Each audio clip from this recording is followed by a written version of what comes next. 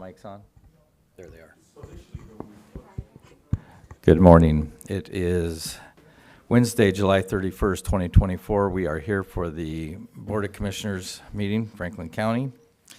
Time is 9 o'clock. I will call the meeting to order, and please join me for the Pledge of Allegiance. I pledge allegiance to the flag of the United States of America and to the republic for which it stands, one nation, under God, indivisible, with liberty and justice for all.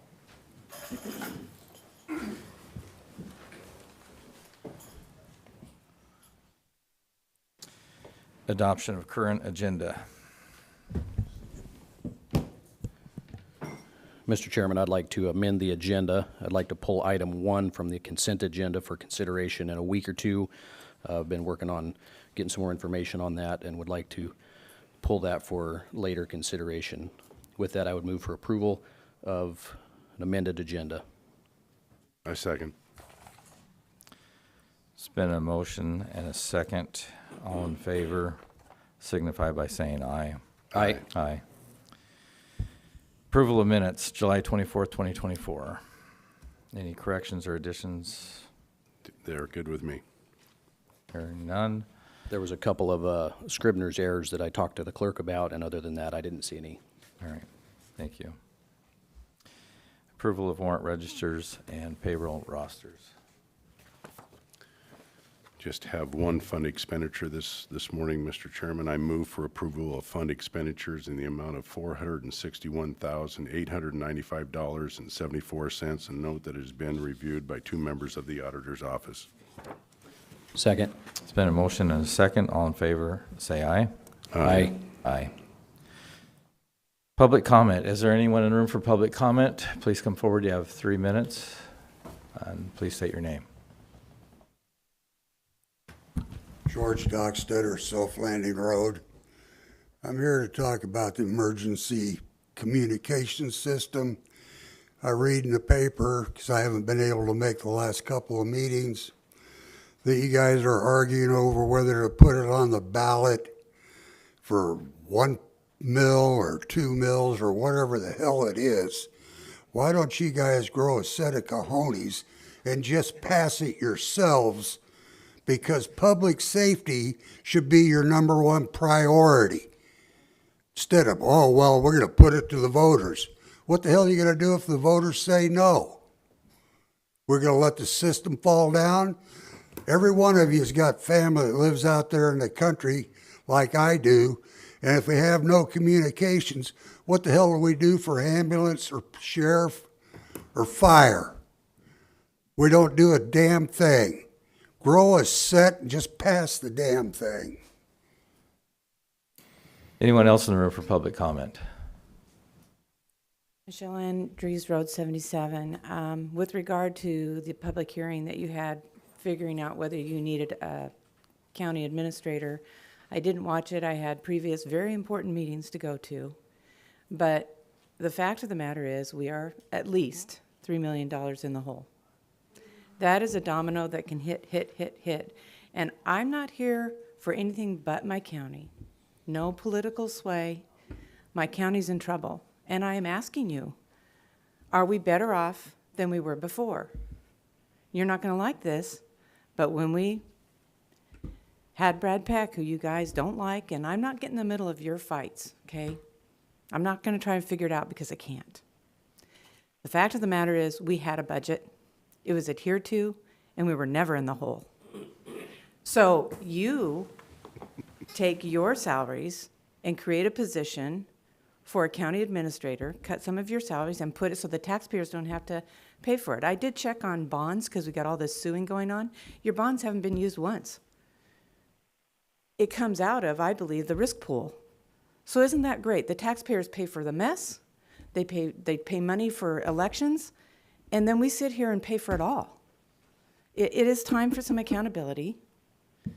I don't think you're bad people. I think you want to do good things for this county. And I wish you wouldn't call me a troublemaker because I'm fighting for my county too. There's a lot of people. This is August coming up. That's when the big echelon is going to leave this county. All these wonderful people that work in this building. I got to know them. I got excited about my government. I got excited about serving. Well, y'all took care of that. I will never go into an executive meeting without a lawyer ever again.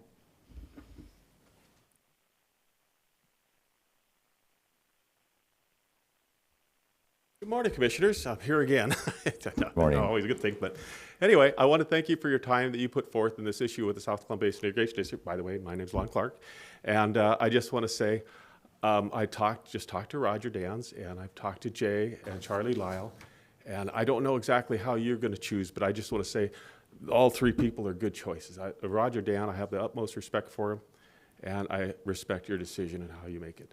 And so going forward, I say it's up to you, and I thank you for your time and your input.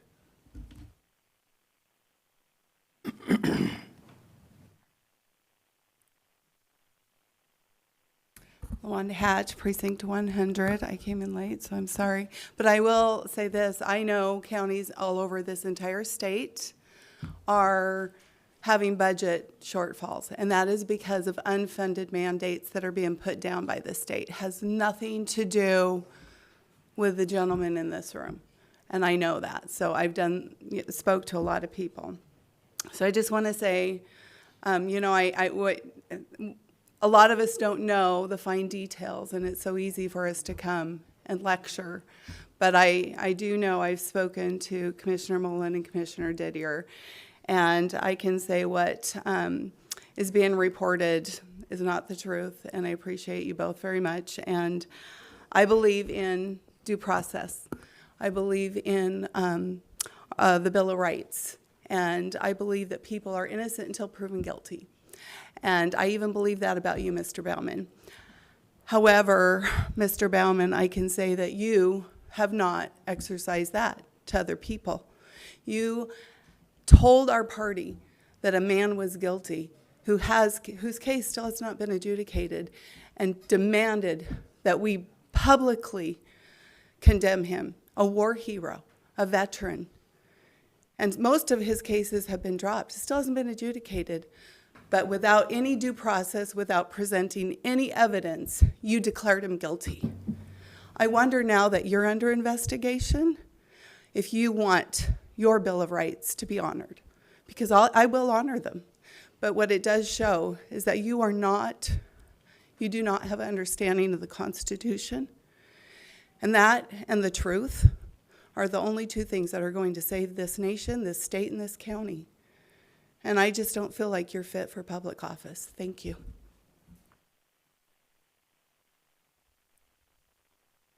Good morning, Larry Martin. I'm the attorney for South Columbia Basin Irrigation District. Just have a procedural question. I don't know if I was supposed to give my position on behalf of the district now, or do we wait till it's on the agenda?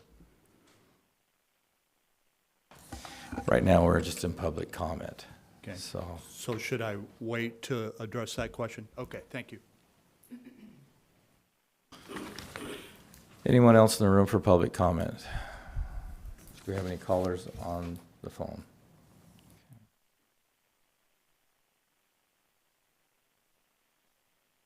Moving on to approval of consent agenda. Mr. Chairman, I move for approval of consent agenda items 2 through 5 as presented. We have a motion and a second. Any discussion? All in favor signify by saying aye. Aye. Aye. Motion passes. Regular business. Candidates for the South Columbia Basin Irrigation District, Position 3, board vacancy, presented by Jeff Briggs, Deputy Prosecutor and Attorney. We'll let you have a comment here in a moment. And what was your name, sir? Sure. Larry Martin, Larry Martin. You're the attorney for South Columbia Skip, Basin okay. Irrigation District. Larry Martin. Okay. So we're here again to appoint a director. We discussed this last week. So it sounds like we have some candidates now. The main requirements for someone to hold office on a district is that they're 18 years of age or older, and they need to hold title to land in the district which they want to be a director for. So that's about it, really.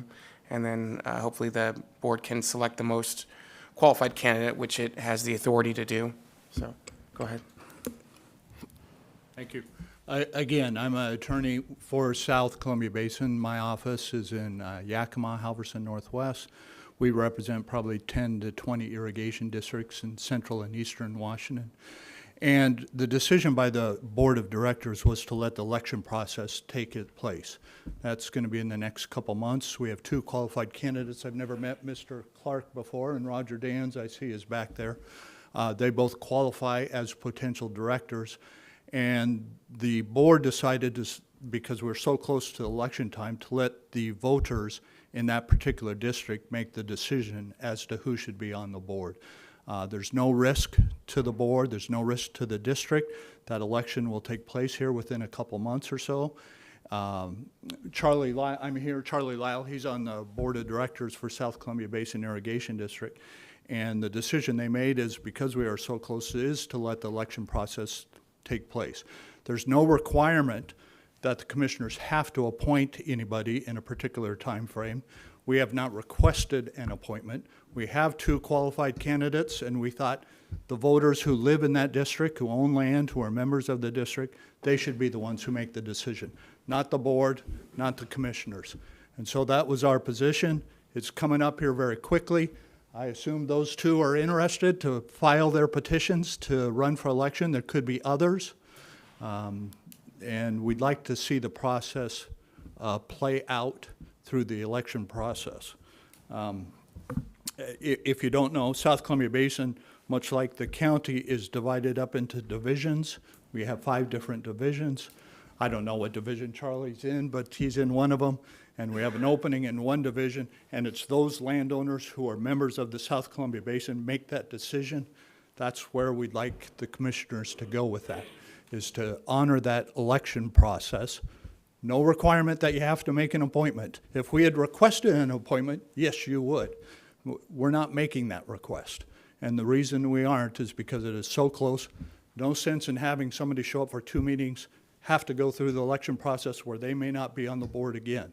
Let the voters decide who should be on the South Columbia Basin Irrigation District Board. Happy to answer any questions Mr. council Chairman. or the commissioners may have. Chair recognizes Commissioner Didier. So you have a 5-member board, We do. and you have 4 members currently serving. That is correct. What does it take for a quorum? 3. And you have not had a problem with a quorum? We have not. I can't remember. I've been the attorney for 5 or 6 years, and we've never had a meeting where we didn't have a quorum. And I'm liking what you're saying, the voters should make that decision. Thank you. Any other questions, concerns? Mr. Chairman, Yeah, the chair recognizes Commissioner. I got a couple questions Baumann. for our legal counsel. Do you know when this position was vacated? I don't. I would refer to Mr. Martin. I think Mr. Conrad was the prior director, and I think he gave us his resignation, I think, in May. And our board just meets once a month. I don't know how often the commissioners meet, but our board just meets once a month. After we got the resignation, it can be difficult to find people who are interested in being a director because they have to meet certain qualifications. They have to be a landowner. The land has to be, frankly, in their name, not in a corporate name. And people don't always want to serve. Let me Sure. ask a question about what you just said. So you're saying it has to be in an individual's name in order to be in the district, in order to be appointed to the board. That seems unique to me. It is unique, and it's something, frankly, I'd like to see changed in our legislation. It comes from 100 years ago, and it doesn't recognize how people farm their lands anymore. Okay. If the board were to make this appointment, it would only be for now until the November election, correct? That's what Mr. Martin's indicating. I wasn't aware of the time frame there, so. Yeah, they have to have a petition in first part of October, then the election is first part of November, and they would start to serve January 1st. I'm not talking about that. I'm talking about if the Board of County Commissioners were to appoint somebody to this position, they would only be appointed to that position from now until the November election. That's correct. At which point they may or may not win election. That is correct. And then we had reviewed the RCW surrounding this. I believe it says shall do that, but I don't know if there was a time frame attached to it. Mr. Martin's assessment is accurate. There is no time frame.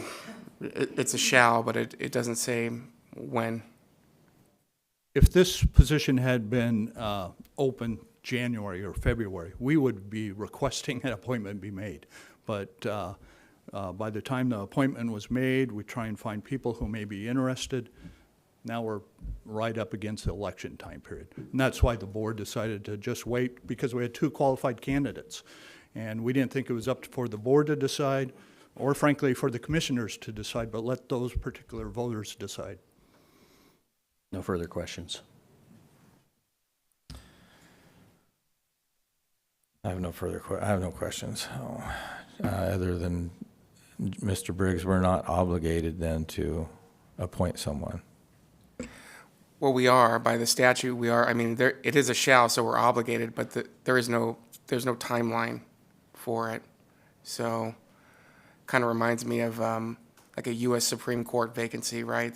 There's a shall there too. The president shall appoint a new justice, but in terms of when, I think here I see what Mr. Martin's saying on behalf of the board, and I'm not aware. It's something we probably want to go into executive session. We want to talk about specific legal risks, but I don't see a definite timeline here in terms of we have to today make a decision, if that's what you're asking. All right, thank you. If I may, if I could just respond very briefly to Yes. that. It does say shall, no question about it, but how we read the statute is shall make an appointment if a request has been made to make an appointment. Yes. It's not that you have to do it or the commissioners have to do it within a certain time frame. If we had made a request that an appointment be made, it would be mandatory. No request has been made. All right, thank you for that clarification.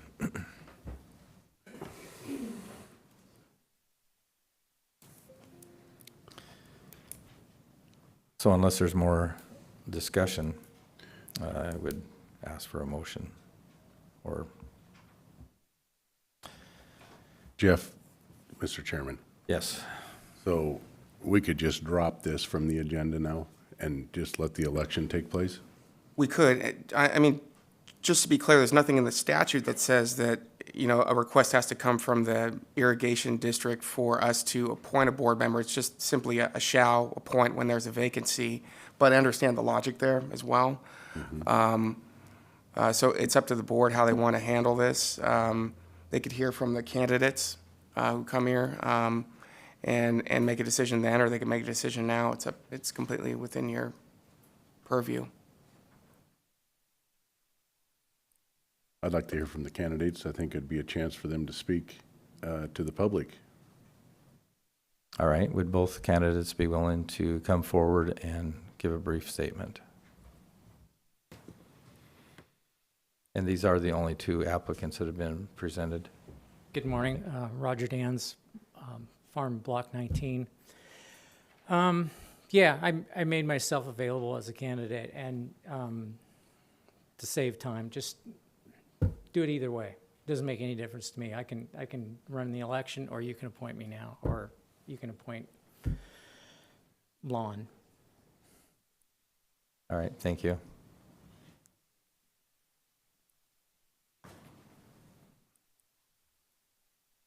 Yeah, like I said, I have that respect for Charlie. I'd never met him face to face, but I didn't know who he was, and Roger and his brother. And I just want to kind of talk about a little bit about this timeline. This was put up, they wanted to fill the appointment, so they put out a request for people to put in their I guess, request nomination, whatever, the paperwork. And so we did that, and then I'm not sure what happened. Then they extended out a couple of weeks longer, and so I was thinking, oh, okay, nobody else wants to take the position. So I went ahead and put my paperwork. I wasn't fully aware of who was running for that position at that time. And I just kind of started working on it, and I turned in my paperwork, and then I started to get some feelings. Okay, I asked the executive secretary, I said, has anybody else applied for the position? And she said, well, we know you did, and there's been whisperings. And so, what is a whisper? I don't know. And nobody was giving me straight answers down there at the office. And they started to act like I was an angry farmer coming in there making a scene.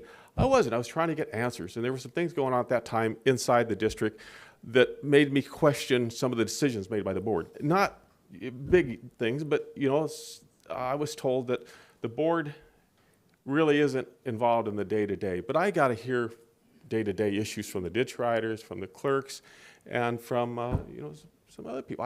I got to pay attention because these are the people I work with every day. So it's my interest as a farmer to see that things are done properly and legally. And then when they were talking about the timeline, okay, so the election, you have to put in by a certain date in November, your candidacy, your application for candidacy. Then the election takes place, I believe, on December 10th.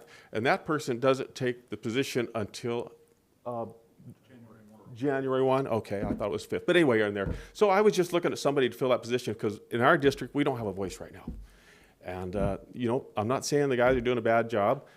I just feel that we need representation. And that's all. I'd like to see the position filled. Whoever you choose, I'm fine with that. And I know Roger's a good man, too. I think we'd both put us both in there. All right. Well, thank you, Commissioners. All right, thank you. So clarification, is the election December 10th or is it in November on the same election as our election cycle? I believe, and I don't have the statute right in front of me, but I could look it up. I know they have to have their petition in October, signed by 10 landowners within the district. I think the election goes in place actually in November, might be the first part of December. I'm not exactly sure. I do know the statute does read if only one person runs, they automatically win. There's no election process that takes place. That's why I think there is a November deadline to see if there's more than one candidate.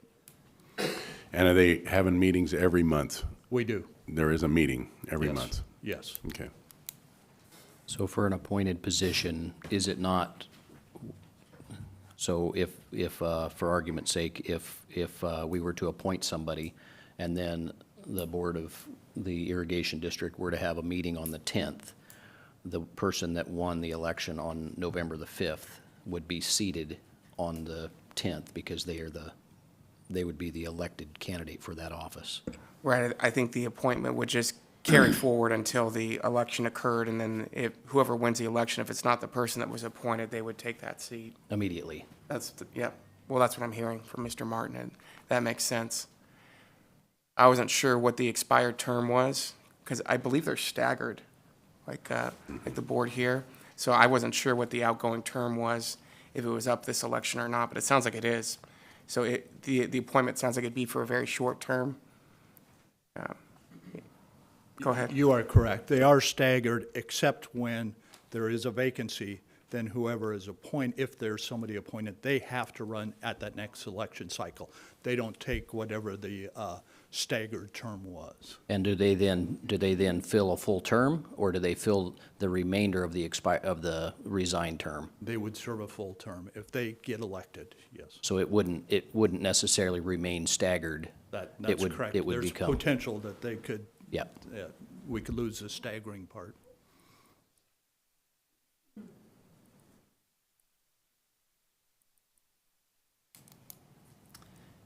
Any further discussion? If we do make an appointment, are you both going to put your name on the ballot? Because I want the people to choose. Okay. So if we want to make an appointment to fulfill the term of this existing spot, I guess we could do it. I know both of these gentlemen. They're my neighbors out there. Either one of them would be excellent for the position. It's of my opinion that we should wait for the election. Okay. Is that your consensus as well? It's not that far out. That is true, and it's only, 2 meetings? And there's no dire need for They have 3. representation at this point? That area won't be represented in the meeting is the only problem. It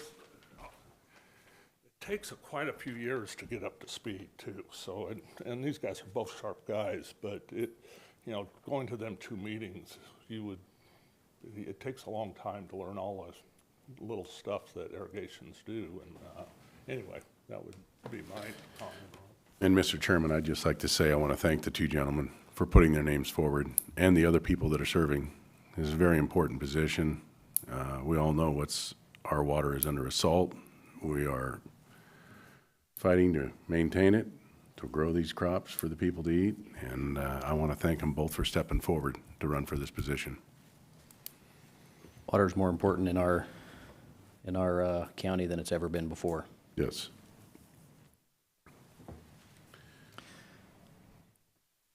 I'm good with waiting till the election. Okay, so we have a consensus that we will wait until the election. Thank you. Presentation of the VHF 800 megahertz project presented by Jay Atwood. Thank you. Thank you for coming in. Appreciate it.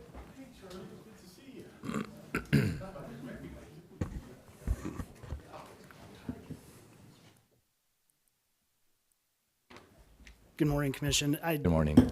I apologize. I didn't realize that there was an expectation for a presentation. I was told I was going to be here to answer questions related to the budget aspects of the project, so I'm prepared to answer those questions. And if there's anything, I can kind of give you an overview based on where we're at today, if that is beneficial. So I guess I'll let you be my guide. All right. Questions, commissioners? I guess something that would be helpful, Jay, is our BCES executive board meeting that we had last week. Maybe give us kind of a couple of the snapshots of some timelines that we talked about in that meeting. I think that would probably be a good platform to start out with, and then. Okay. So, general overview, we've obviously been in the process of evaluating what the coverage needs are for the two counties. So that has been completed by Motorola. They gave us a presentation, so what we call the strategic advisory team, they saw the presentation from Motorola of what the coverage analysis looked like. Motorola, so when we initially looked at this expansion, we identified 5 sites that we knew that we would have to probably put in play in order to expand the coverage into Franklin County as needed. So as they did their analysis and looking at what the requirements were that came from the federal engineering recommendation, they identified a few more sites that, in their opinion, would be necessary in order to achieve what they call a 95% reliability rate from a portable if it's attached to the user's hip. So that's meaning you can stand outside anywhere in the coverage area, talk on the radio, and have very strong signal both into dispatch and back out. So with that said, they identified 3 additional what we call ASR sites. Those sites are sites that just have essentially about half of the available resources on them versus what a simulcast site has. The simulcast site has multitude, I'm taking a stab here, I don't know for sure, but I'll say 15 potentially per site. And the simulcast sites primarily in the existing system, they're in the core coverage area, so the urban area for the majority of Benton County right now. So the proposal that they've presented includes all of the sites to be simulcast, save for 3. 3 of those, which would be on the periphery to help just bridge the gap in coverage, would be ASR sites. So doing the rough math, we received a rough order of magnitude from Motorola initially based on our ask for 5 sites. That came in at about $7.7 million. And then with some adjunct services that we asked to be included in that, that took that total to roughly about $8.7 million. So with that said, the additional sites that we are looking at that Motorola has proposed, for each of the extra simulcast sites, it's roughly about $2 million extra per site. That includes the infrastructure for the radio, and about $250,000 of that is for the microwave. So we're building this microwave project today. If we add new sites, we will also have to have a microwave link to those new sites. So I wanted to have an all-inclusive idea of what that cost would be.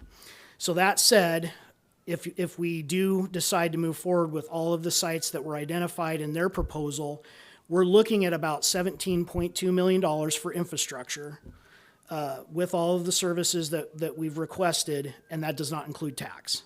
That also does not include the subscriber units, the mobiles and the portables that the users will be using on the street. So that would be a separate number that we'll have to identify. And right now, we're still working on that. We had a rough count at the very beginning of the project so that we could just get an idea of what that would look like, and that's where we kind of came up initially with that $9 million number. That, I think, is going to be fairly significantly less because the radio count's going to be reduced, and then we now know roughly what the cost per unit will be with a discount that we're expected to receive. So shave probably about $2 or $3 million off of that number. That's Jay's best guess right now. So with the timeline, and given that rough estimate that I've given you today, by the end of August, we will have what Motorola calls a final budgetary. That will give us the 100% overview of what the exact cost based on their engineering will be for those 11 sites. At that point, then we'll be tasked with evaluating that proposal. And then, from my perspective, the end users, in conjunction with the folks that are writing the checks, will have to make some decisions to decide, do we want to go all in on that proposal as is, or are there some sites that we want to back out that, would be nice to have, but they're not necessarily critical at this point. And there are a couple of sites, so the strategic advisory team identified some of those sites that said, okay, we could back sites XYZ out kind of in a certain order to, draw down that cost on infrastructure, if that was the desire of the policymakers. So with that said, I also have a rough idea. So talking about how do we pay for this project outside of taxes and just rating reserves, et cetera. Motorola offers a financing package. The proposal, I had them run rough numbers based on a couple of different benchmarks. So the first benchmark they ran for me was at $18 million. So over a 10-year term at about 5%, just a hair over 5% interest, the annual payment on that would be about, $2.3 million. So that $2.3 million, based on how we're looking at this project regionally and assuming that the 5 major players, just like we did with the microwave, so Benton and Franklin counties, Richland, Pasco, and Kennewick would all take a fifth of that. So the annual commitment would be about $460,000. That first payment, regardless of what we purchase, would not be due until 1 year from the execution of that lease agreement. So in the conversations I've had with Motorola, even if we tried to execute the radio contract at the end of this year, we could execute the finance contract, post Jan 1 of 25, which means our first payment for this project would not be due until January of 26. So, question, Mr. Chairman. Yeah. The $460,000 per entity of the 5 entities, the tax we're talking about imposing, and we don't have a say. We can't pass this tax ourselves. This has to be put to the voters, correct? That's right. Yeah, we can't do it on our own. We have to put it to the voters.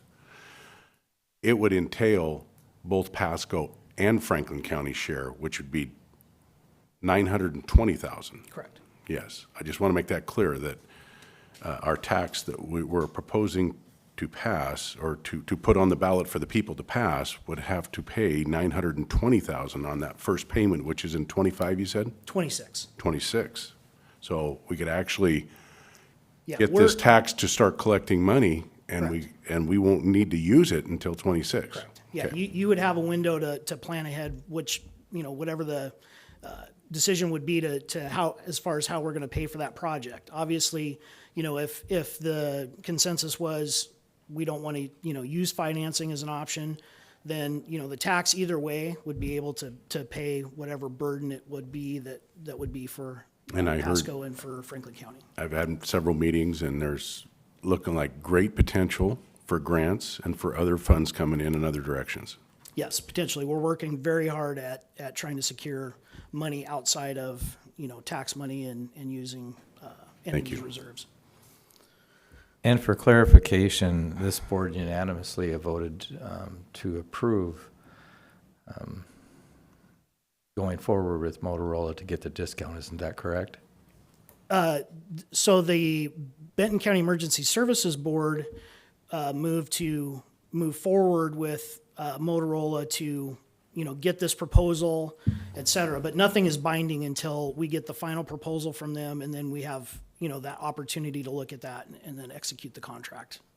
At that I was point. just asking for clarification because I think it came before this board and we unanimously said we were in support of it. Yeah. Yes, thank you. Yes, to move forward to the next step, which is to the scope and scale of the project. Yep. And if you're interested, I also had them run numbers at 20 million, just so that we had some wiggle room there with the infrastructure, et cetera. So that annual payment would be about 2.6 million over a 10-year term, same interest rate, and then the burden per entity would be about $520,000 per year. But then again, like I said, if we do pass a tax, I'm sure the city of Pasco is going to want their share of that. So we basically have to double the number. We're really 2/5, not 1/5. Well, Would that be a more yeah. accurate way of saying it? Yeah, I mean, I think at the end of the day, just, from my experience, so in Spokane County, they passed the 1/10 of 1%. That money was just assumed as it represented all jurisdictions, counties. municipalities, et cetera, within the county. So that fund was basically then managed by Shrek. So it was, handled through the county, pushed to Shrek. Shrek then used that money to pay the bills. Different scenario than we're in today, where we're, trying to pay for this project ahead of time. But when that 1/10 was first passed, the intent was to collect money in order to build out the new radio system in Spokane County, which is what we did. The tax passed, they accumulated funds, and then once there was enough money accumulated, moved forward with that project.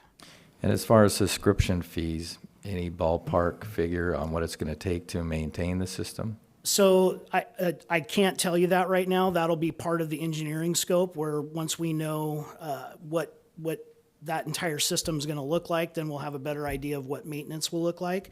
So just for clarification, with that 1/10 or 2/10 money, either way, that money can go toward anything that is associated with radio communications or emergency communications. So that could pay for infrastructure, that can pay for technicians, that could pay for CAD, could pay for records management. It can pay for pretty much everything except for dispatchers themselves and anything directly associated with 911, because 911 is funded, through its own tax.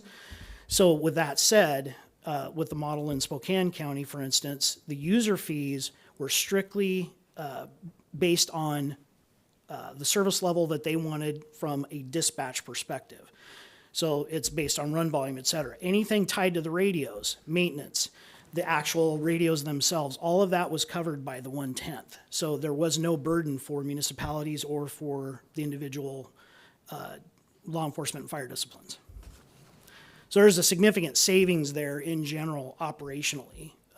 If this is, and then of course, you can look down the road and all of the capital needs that have been identified by myself and the board for emergency communications for the region could be paid for that. That could include a new dispatch center. That could include a backup center. That could include a multitude of things.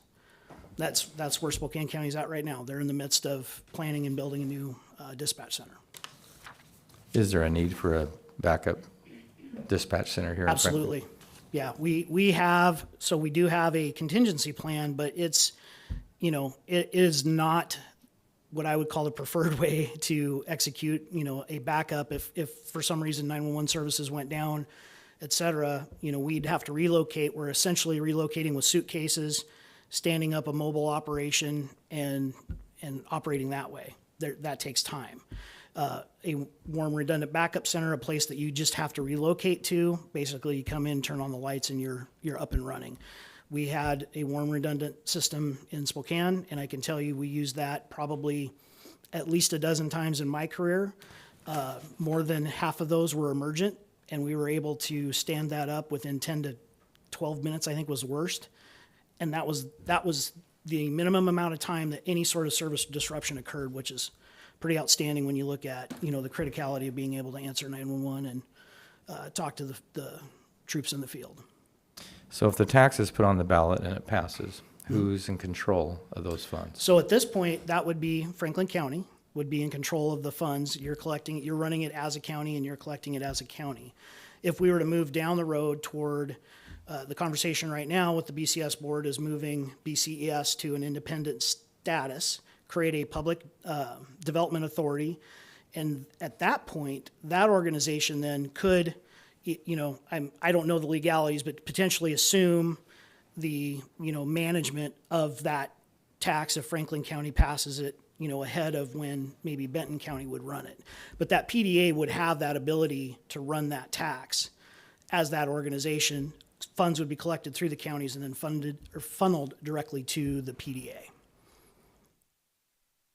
That's right. Commissioner Bauman. So on that thought you just had, so if this tax were to pass right now under Franklin County, what would be the mechanism if we were to, would we cancel the tax and then it would have to go before the voters again if it were to be that other public facilities district, if it were to be transferred in that way? I don't think, what I would say, this is just Jay's opinion, I wouldn't say that you would cancel or end that tax. You could, you know, in the process of deciding to run this tax, put a sunset on it, and then, you know, And then it would have to that be- new organization then could, you know, run it as a conglomerate So we in would- both counties. Yeah, so, But I also don't know, you know, you might be able to just, at the end of the day, you could probably by resolution say, we're going to take this 1/10 money and distribute it back to the PDA And that- and still continue to collect the tax. yeah, and that could be done in whole or in part through an interlocal agreement with Correct. the to-be stood-up independent organization. Yeah, and all of the you know, the presumption right now is that the big five would be the owner agencies of that new PDA. So there would be an ILA in place that would dictate, you know, how that would all run. And then with all of the user agencies, there would be what we call a service level agreement established that would dictate, you know, what services that the dispatch center or that entity would provide to them, to the entities, et cetera. So we could allocate in whole or in part that tax to the to-be stood-up independent organization. That part I couldn't tell you for sure if you'd have the ability to, you know, parse it out. I'm not sure about that. Okay. Wanted to develop a thought here on these radios and the assessments and so forth. So right now, I believe that the Pasco Fire Department and the Franklin County Sheriff's Office is the two agencies in Franklin County that are currently using 800 megahertz. Pasco PD, actually. Pasco PD? Yeah, Not and- Pasco Fire Department? No, I'm Pasco sorry. Fire, all fire agencies right now are on VHF. I'm sorry, I knew that, I just wrote it on That's my okay. page wrong. So in developing this thought, currently using the VHS system that we have, there is no per radio use fee.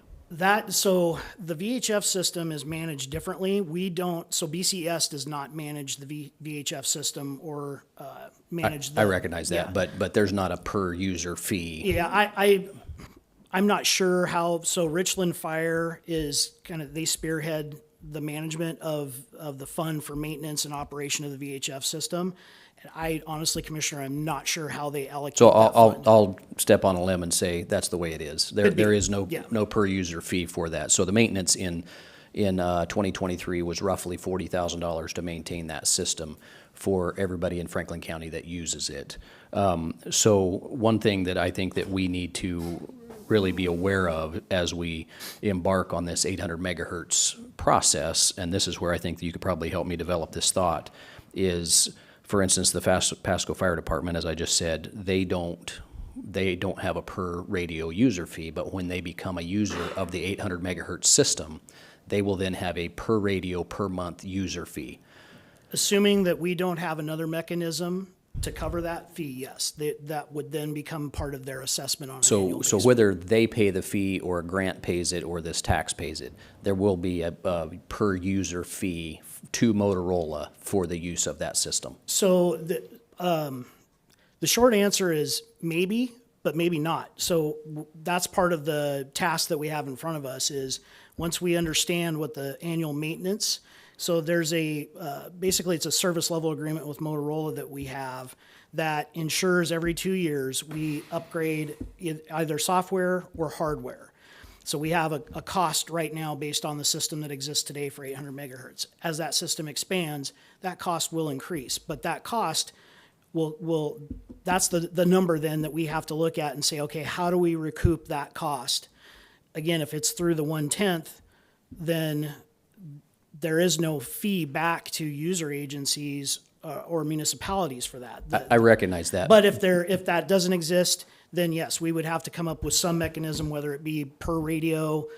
There's a lot of different methodologies out there for recouping that kind of cost. So if we just look at Franklin County Sheriff's Office, they paid, in rounded numbers, their fee will be between $55,000 and $75,000 in 2024 for the use of the subscriber use of the 800 megahertz system. The thought that I'm trying to develop is right now there's 2 entities in Franklin County that are using this 800 megahertz system and paying the per radio fee. Right.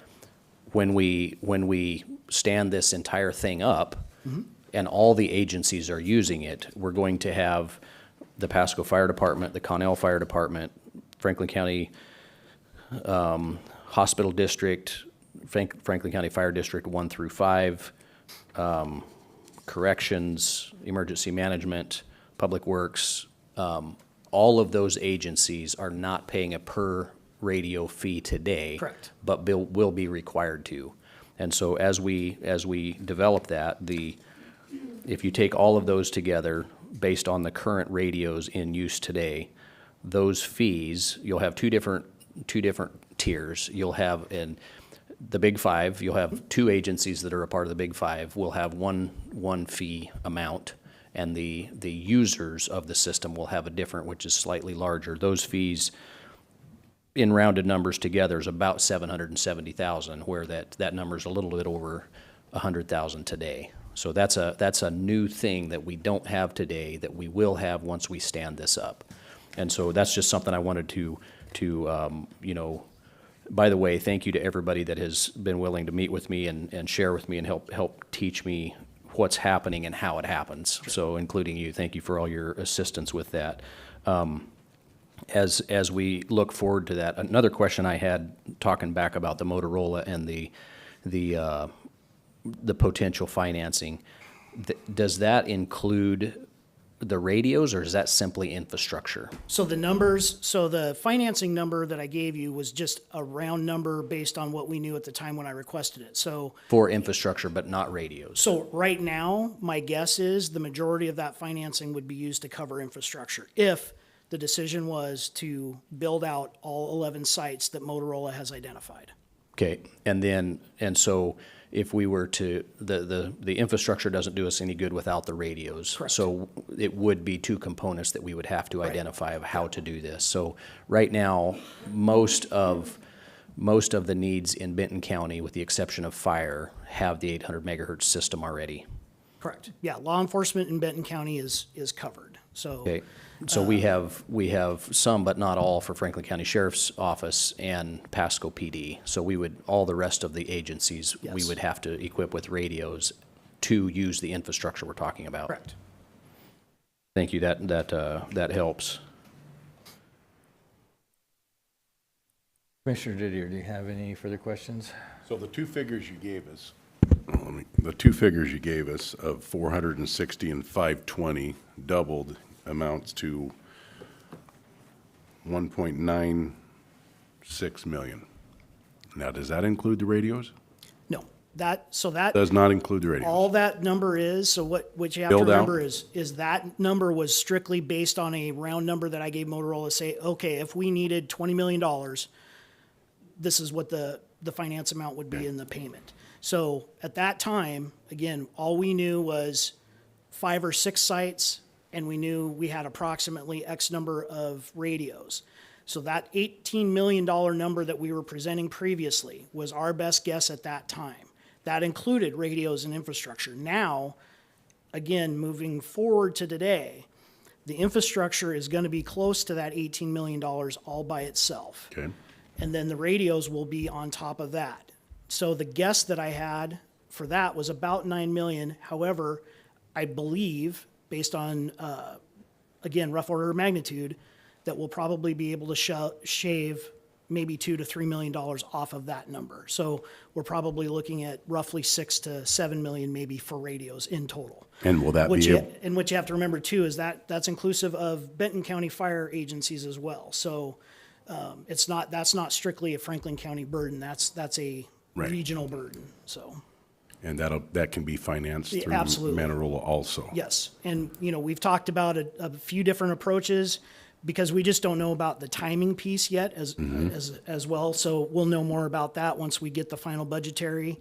Kind of have an idea what timing could look like. Then we could plan to purchase radios on an as-needed basis. There's a lot of options. Motorola is very willing to work with us on multiple levels, and so at the end of the day, that could be a totally separate process or ask, and again, we could finance that if that's the direction the And board then- wanted to go. On the radios itself, there's a total here of 1,177 radios. Do you think that is the number, or is that? Michael's shaking his head. He would be the one to know because Would he's it doing be, the census on would the it be radios. more or less, Michael?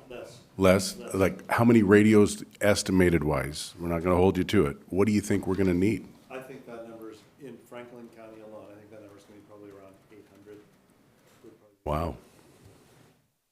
So that'll help us on this cost too, because aren't we basing our cost, their estimate on 1,177 radios? Yeah, we're basing it on what we knew at the time, the census that we took based on what information was available. And there were a lot of radios that were counted that wouldn't be replaced one for one in this project because they're spares, they're old radios sitting on a shelf, et cetera.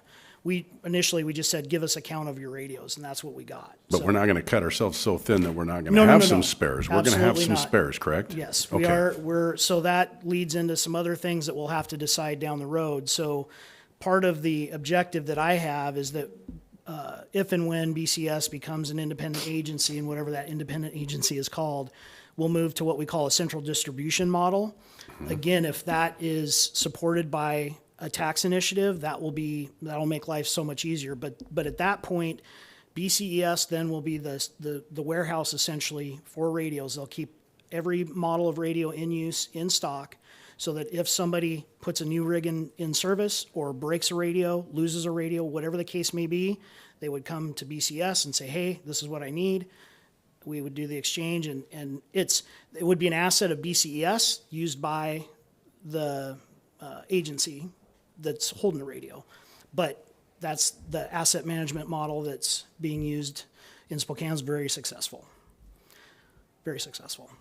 And it takes all the work out, all the municipalities and fire agencies, law enforcement agencies, et cetera, they don't have to worry about where am I going to come up with the money to pay for a radio or, commission a new fire apparatus or police car. Or even a subscription to use the radio. Yeah. 'Cause that'll be included too. That would be covered too. Yeah, absolutely. So I don't think you probably have this in front of you, I do not.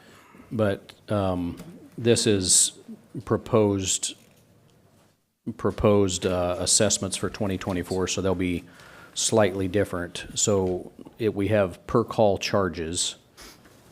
So there's two, I believe, that this proposed tax could pay for two different components. It could pay for the individual radio usage charges, and it could pay for the per call charge that is currently assessed by CCOM to the individual user agencies. Depending. So the per call charge could be the charge that decides the reimbursement for dispatchers. So that's, again, going back, I hate continually going back to the Spokane model, but Shrek utilizes that for fire. They utilize a different model for law enforcement.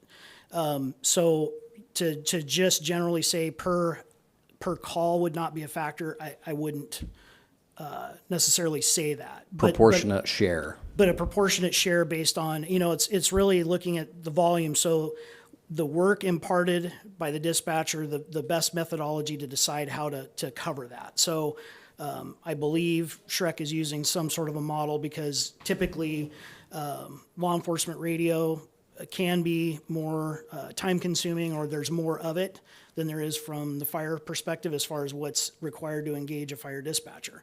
That's one way to look at it.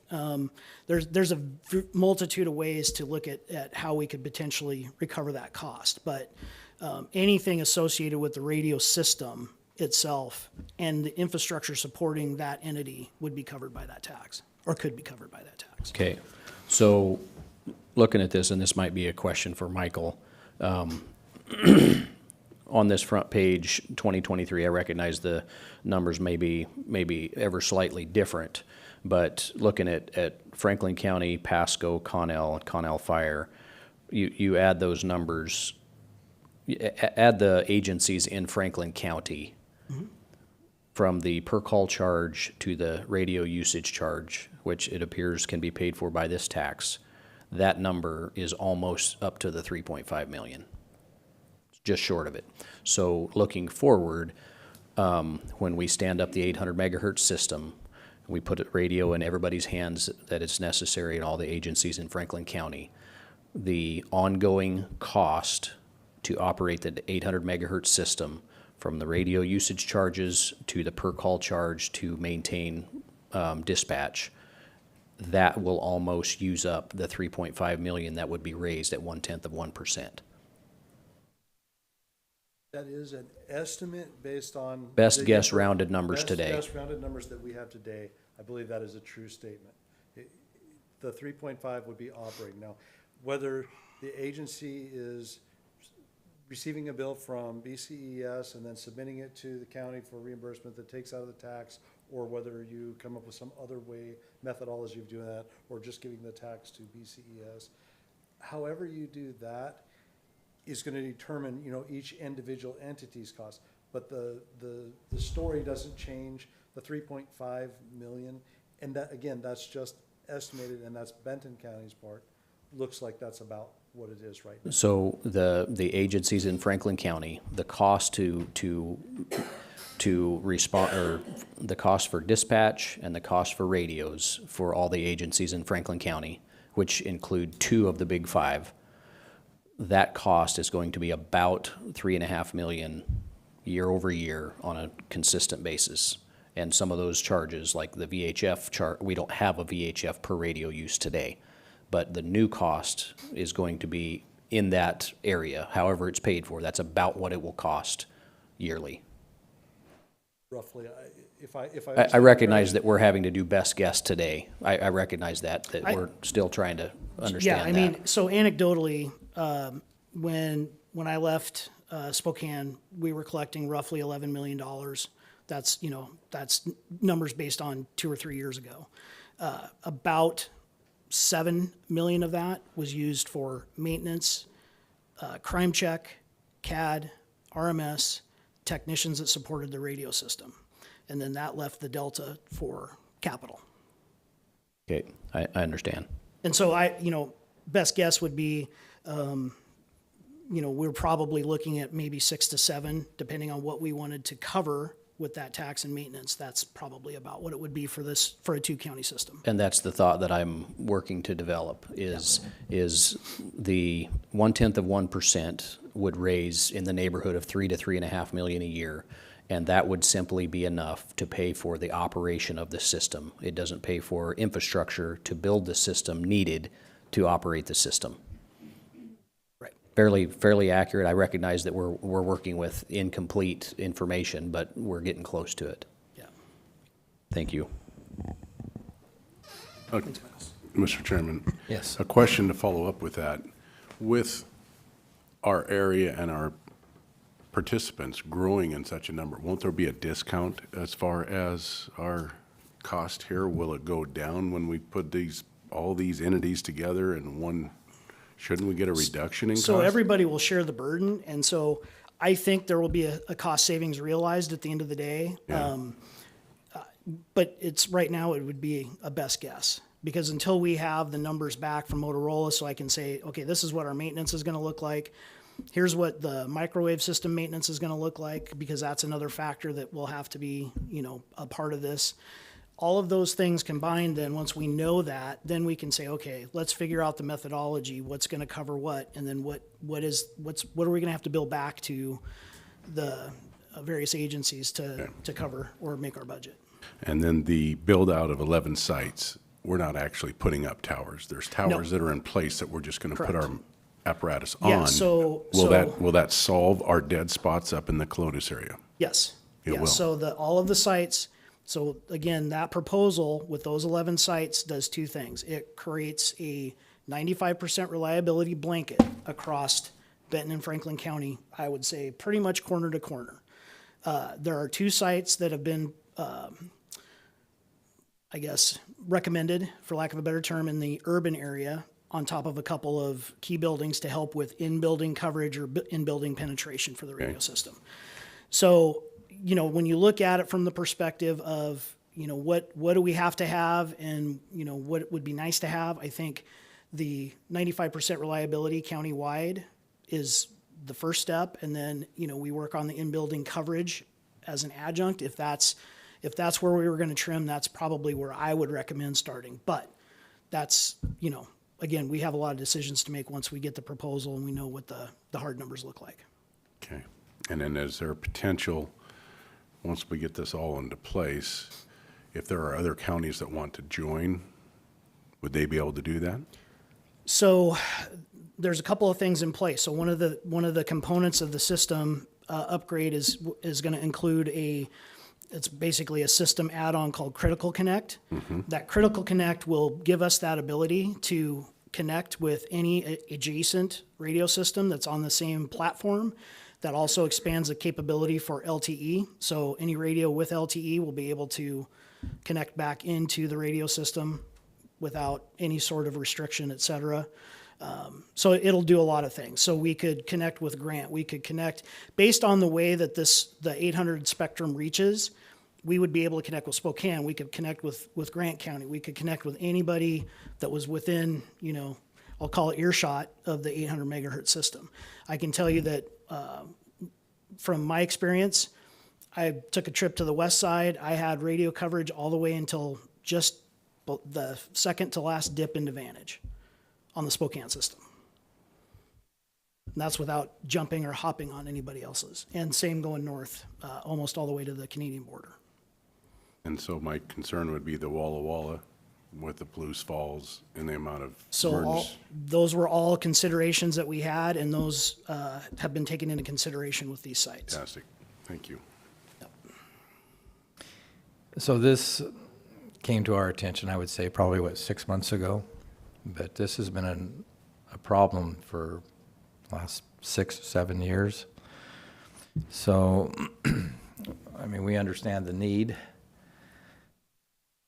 Is there anything you would like to tell the public about the dire situation that we are in? Because we understand it, and for the most part, Sure. I should say. But this has been a problem for years, where they've had to Band-Aid the system together.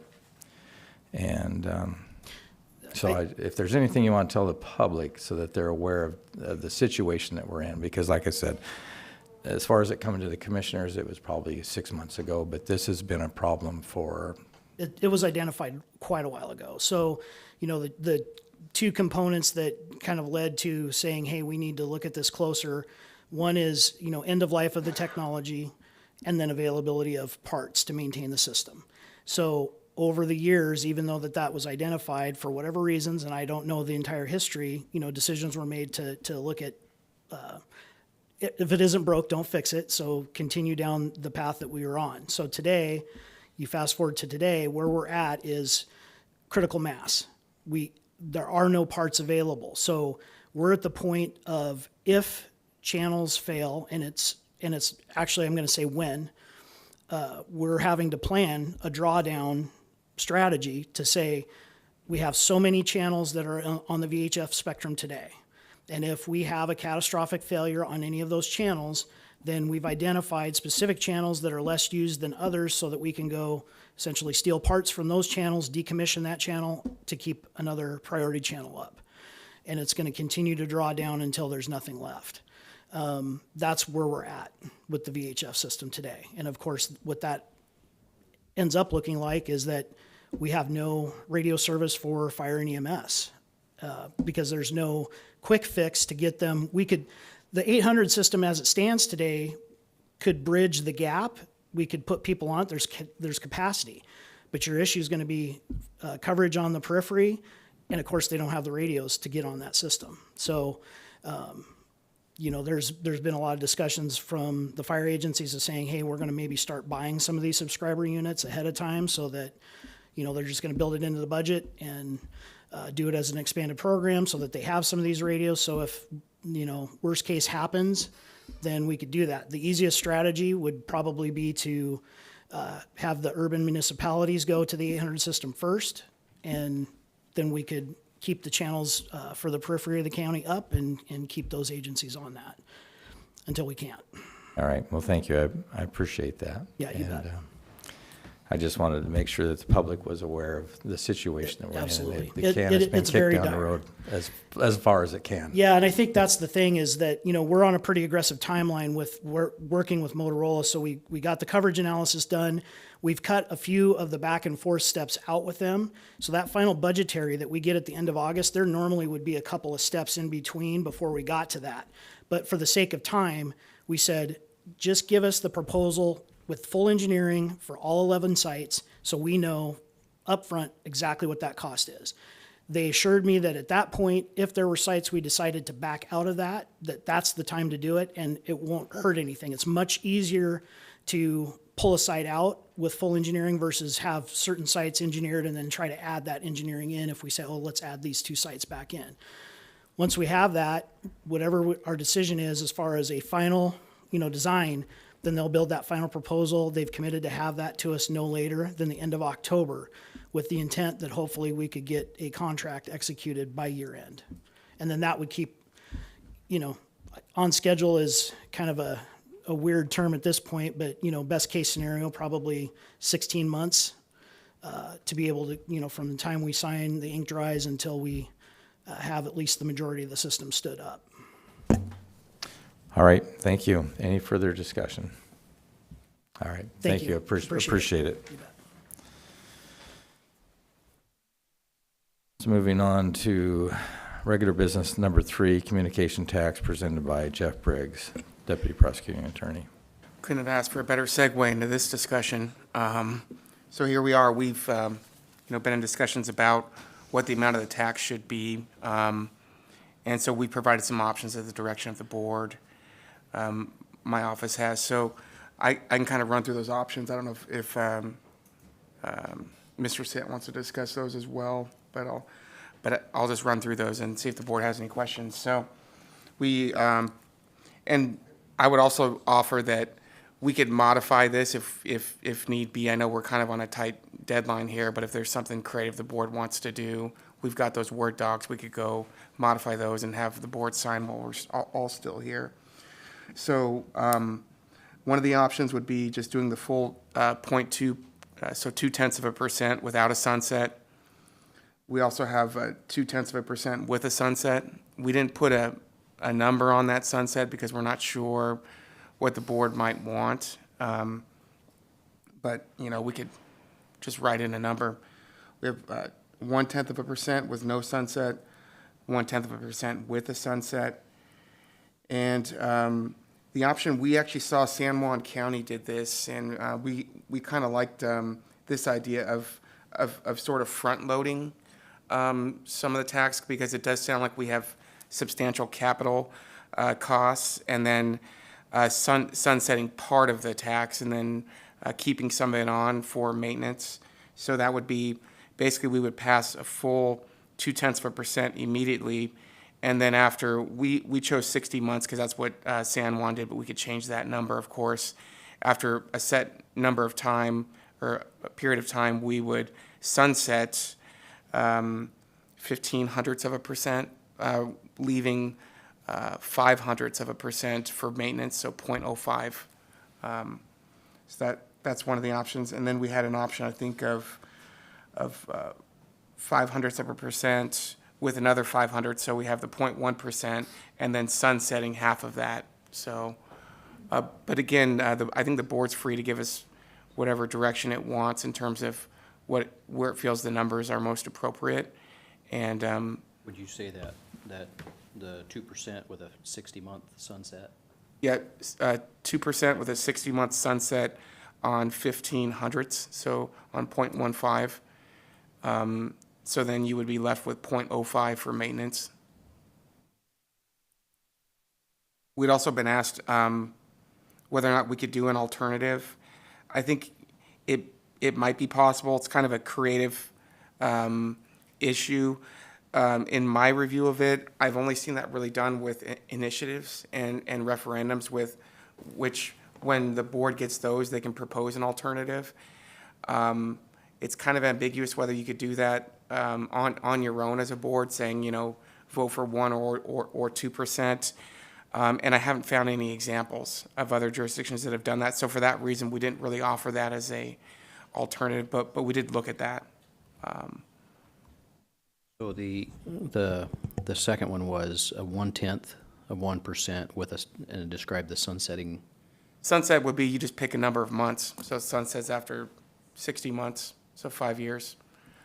So that was the third one you did. I'm talking the last one that you just proposed. So you have a Oh. 2/10 with sunset of 60 months, sunset of 3/4 of that number. Right. And then what's the one right after that? The one right after that was, so 0.05, well, it would start at 0.1%, and then 0.05 of that would sunset, leaving 0.05 remaining for maintenance. And that time frame would be to be determined. To be determined, yeah, I don't think we wrote in a time frame. Okay. I'd like to thank Mackenzie for working hard on these. We were out at a Risk Bowl conference last week, Wednesday, Thursday, and Friday, so she had to kind of take the reins on this, so we really appreciate her hard work on all these.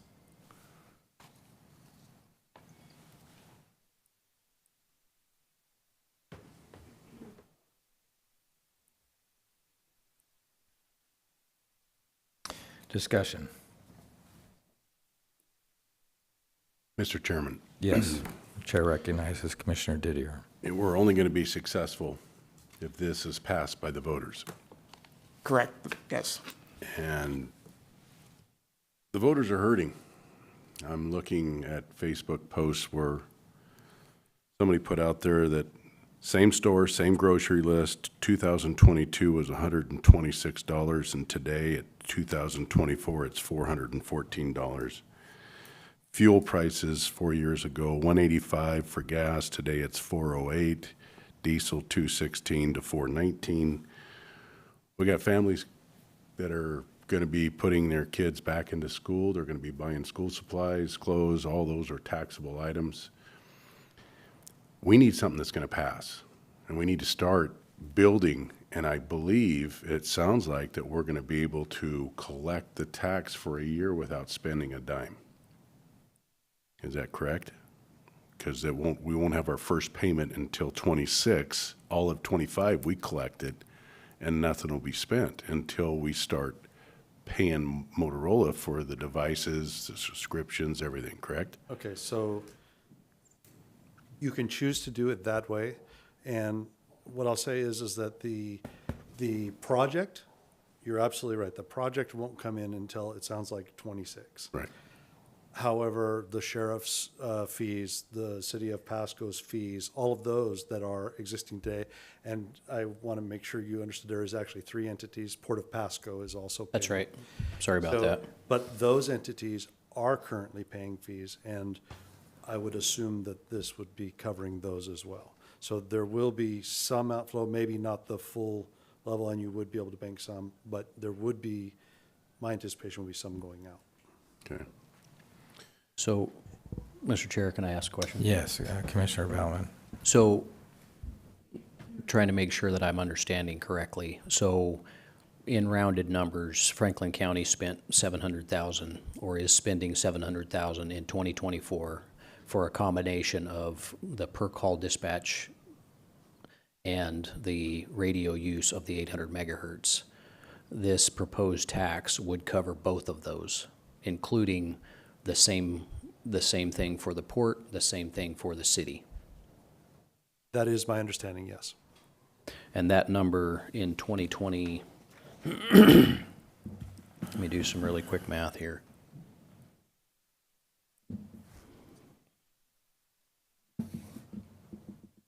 I want to throw one thing out there. So while we are not paying 800 subscription fees in Fire District 1, Fire District 2, 3, and 4, so forth, there is a cost to maintain the VHF system.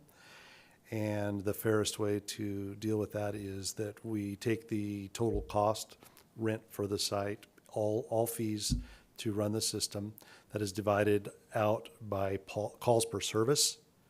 And then each agency pays their share based on how much they utilized the system. So they do have a fee right now. It's not just a flat $44 a radio per month or anything like that. But if it costs us $50,000 to maintain the system for 2024, then that would be divided up amongst all users, and they would pay that dollar amount. So between the three entities that are using the 800 megahertz system, and then the per call use, which is across all of the agencies, that is already across all the agencies, that number is already north of $2 million.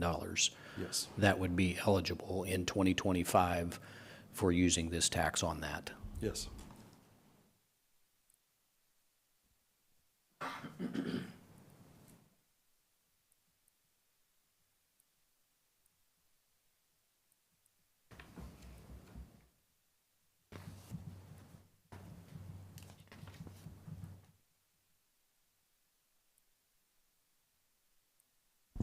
It's an unfair question for you.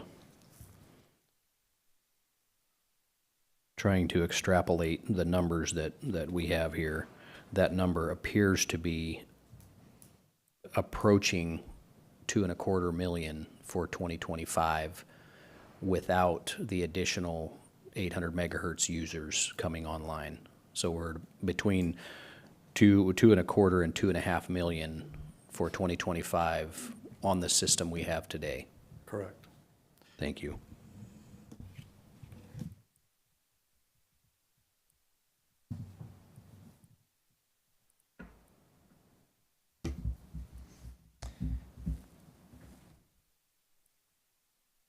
So you have 6 proposals in front of us today.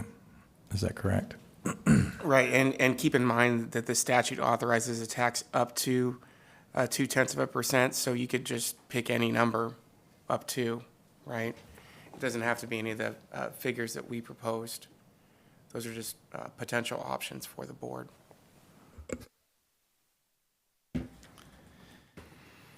Is there any further discussion?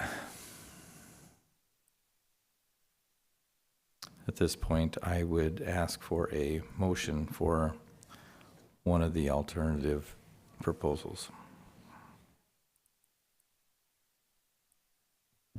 I'm prepared if you're willing. I would move for approval of resolution 2024-0180 to put before the voters the option of a collection of 0.2% without sunset.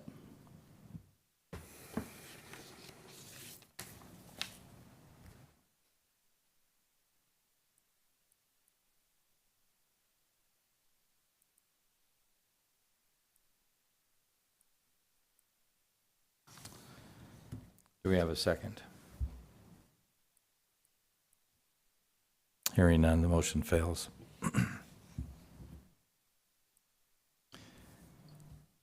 Discussion on a different proposal.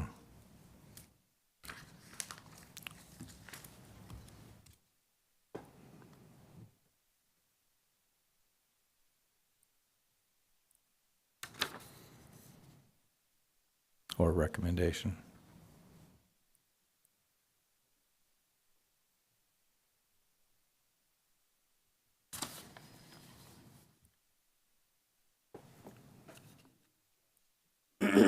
The proposals that you have.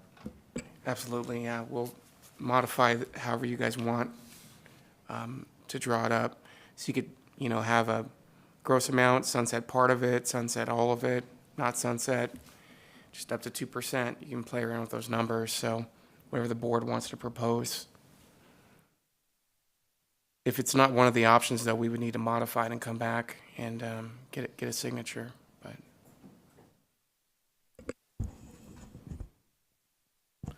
So, Mr. Chairman, I would move for approval of Resolution 2024-0180 to put before the voters a 0.2% with the sunset of 0.1% after 60 months.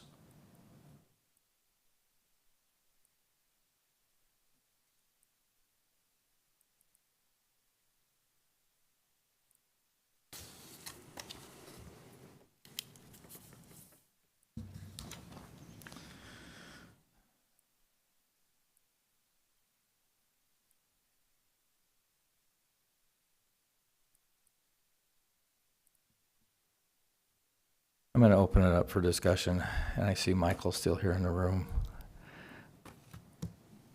What is it going to take to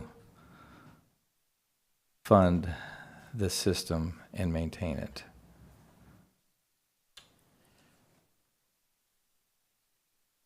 So Commissioner, in order, that's too big of a question. Sure. I don't have a good enough answer. My best guess is ongoing, moving into the future, you're looking at minimum of 3.5. So your 1/10 of 1% is probably pretty close to getting a baseline. And you're going to be able to cover most things, Franklin County's portion. That being said, the communication system is variable. There's projects that are continuously coming out. You may have a lean year where you don't have anything going on and you just had fees and you build a surplus. But you're going to have like a wave going through there. So this year it'll be 3.5. Next year it may be 6. My only concern, and the only thing I really would like to stress to the commissioners is you have to have a plan how to cover that gap. If you've built up a large enough surplus prior to the bad year, then you're probably covered. And you can probably make do with the 1/10.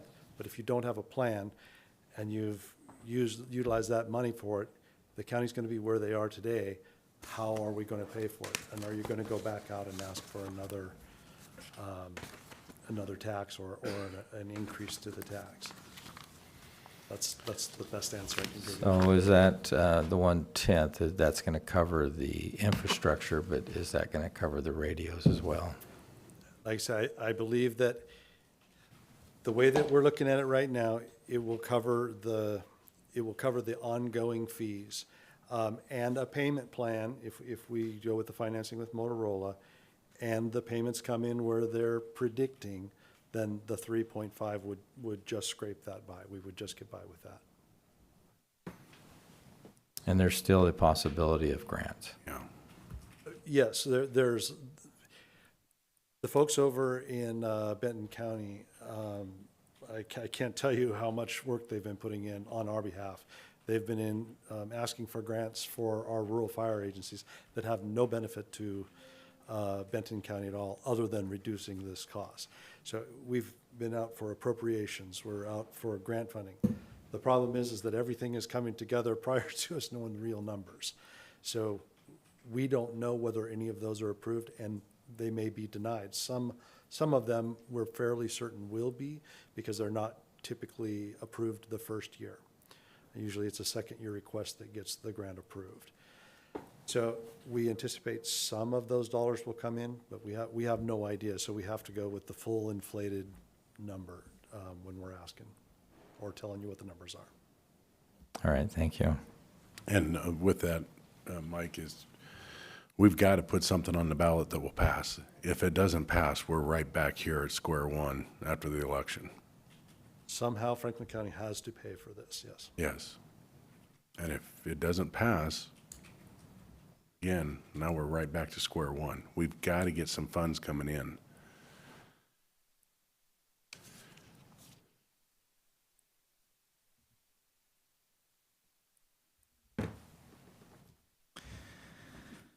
Commissioner Baumann, can you please repeat your last Sure. proposal? So I would move for approval of Resolution 2024-0180 to put before the people of Franklin County for consideration a 0.2% with a sunset of half of that number, or 0.1% after 60 months.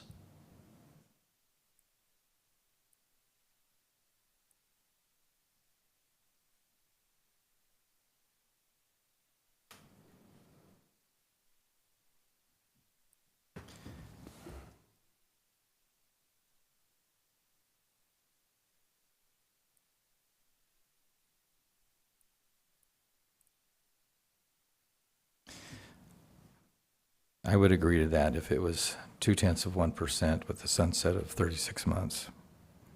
36 months instead of 60? Or did you say 60 months? He said 60, I said 36. 36. So I would withdraw my motion and would restate a motion.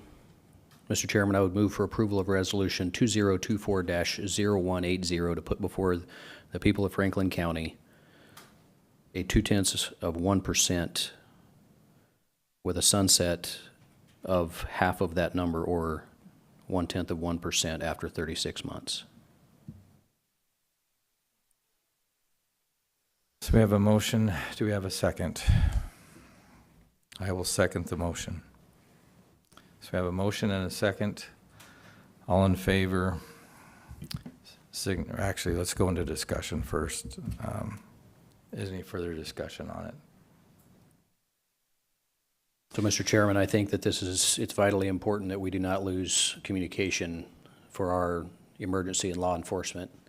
When you're in an emergent situation, it's important that they're there when you dial 911. When we need them, it's important that we're there.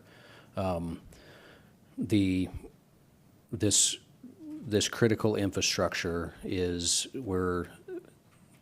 we're changing from one system to another. Technology has improved, technology has changed, and it's gotten better. And as I've looked into this and spent many hours with a lot of different people, thankful for everyone that helped me learn this process, is there ways that we can prioritize and adjust the rollout? I believe that will develop and that there will be that possibility coming. Mr. Atwood shared with us about the potential of needing 2 sites here within the urban area. And one of those sites, I believe, is considered here at the courthouse. And so as we talked about that, I have just enough experience with this in the past, being in large undeveloped areas where that there's a way to boost signal in buildings. And so as I looked into that and visited with the experts about that, and they explained how that works or helps in individual basis, it doesn't provide the coverage that our emergency responders need. When they're in a situation, they need to be able to key the button, and there needs to be somebody on the other end of that. And it's vitally important that we have that when it's most importantly needed. I think that this is not our decision. I think it's the decision for the voters of Franklin County, and this is to put that in front of them and to ask them to make that decision. If they come back and tell us no, then it's our responsibility to try to figure out what the next steps look like and how to do this. We've already embarked on a path to upgrade this system. We have some of our agencies here that have already taken some of those steps, but there's some vital infrastructure upgrades needed. And this is a question that I believe, need to put before the voters for them to guide us in this. As Commissioner Didier said, it is hard times right now. Inflation has been very, very difficult. I was in a grocery store last week where I seen a lady that she had one bag of groceries that was $93. I don't know what all was in there, but it was a bag about that big that was $93, and my heart went out to her because I could tell she had just come in out of the fields, and and was the most vulnerable or the one that could afford that the least, and my heart went out to her. And so while I recognize that, when she makes the phone call, she needs to have somebody at the other end of that phone. And so for those reasons, I believe we need to put this before the voters, and that action starts with us today. Mr. Chairman, Yes, Commissioner Didier. and I also see the importance. My wife's an EMP, and so she's EMT, I believe. And she was out there last night in the middle of the night on an ambulance call. Very important for them to have radio contact. And that's why we got to be very careful here, because it's up to the voters. And they're feeling this strain of this inflation. And school's coming on here, and the costs of everything as far as taxables go is going up. That's why I think we got to be careful in choosing how we're going to put this on the ballot, because if it doesn't pass, then we are right back to square one, and we have no money being collected for an improvement to our radio system. That should have been started a long time ago. And so I'm very worrisome that this will not pass, because it is 2/10 for 3 years, which is 21 million, and then it goes down to 1/10 of 1%. It's going to be very, very interesting to see how the people vote, and I do want this to pass. So I'm just cautious about this proposal, because it is 2/10. That's all they're going to see is an increase in their sales tax every time they go to anything that's taxed. Food is not taxed, so that won't be one of the things, but everything else they have for school supplies, appliances in the house, everything else is taxed. And it's going to hurt even more on families that are hurting right now. Yeah, I would agree with that. But it doesn't look like 1/10 of 1% is going to cover the cost of the radios and the maintenance. At least with going with a 36-month sunset would allow the purchase of the infrastructure and give us a good start, and then go to the 1/10 of 1% for maintenance. I too am concerned that, it may not pass. But then again, we need a system that's going to fund us. And I don't see any other alternatives at this point, so I will second the motion of 2/10 of 1%, with the sunset at 36 months going to 1/10 of 1% again after 36 months. So there's been a motion and a second. Any further discussion? Mr. Chairman, Yes. I will vote in favor to show unity. I just hope the community will support this resolution.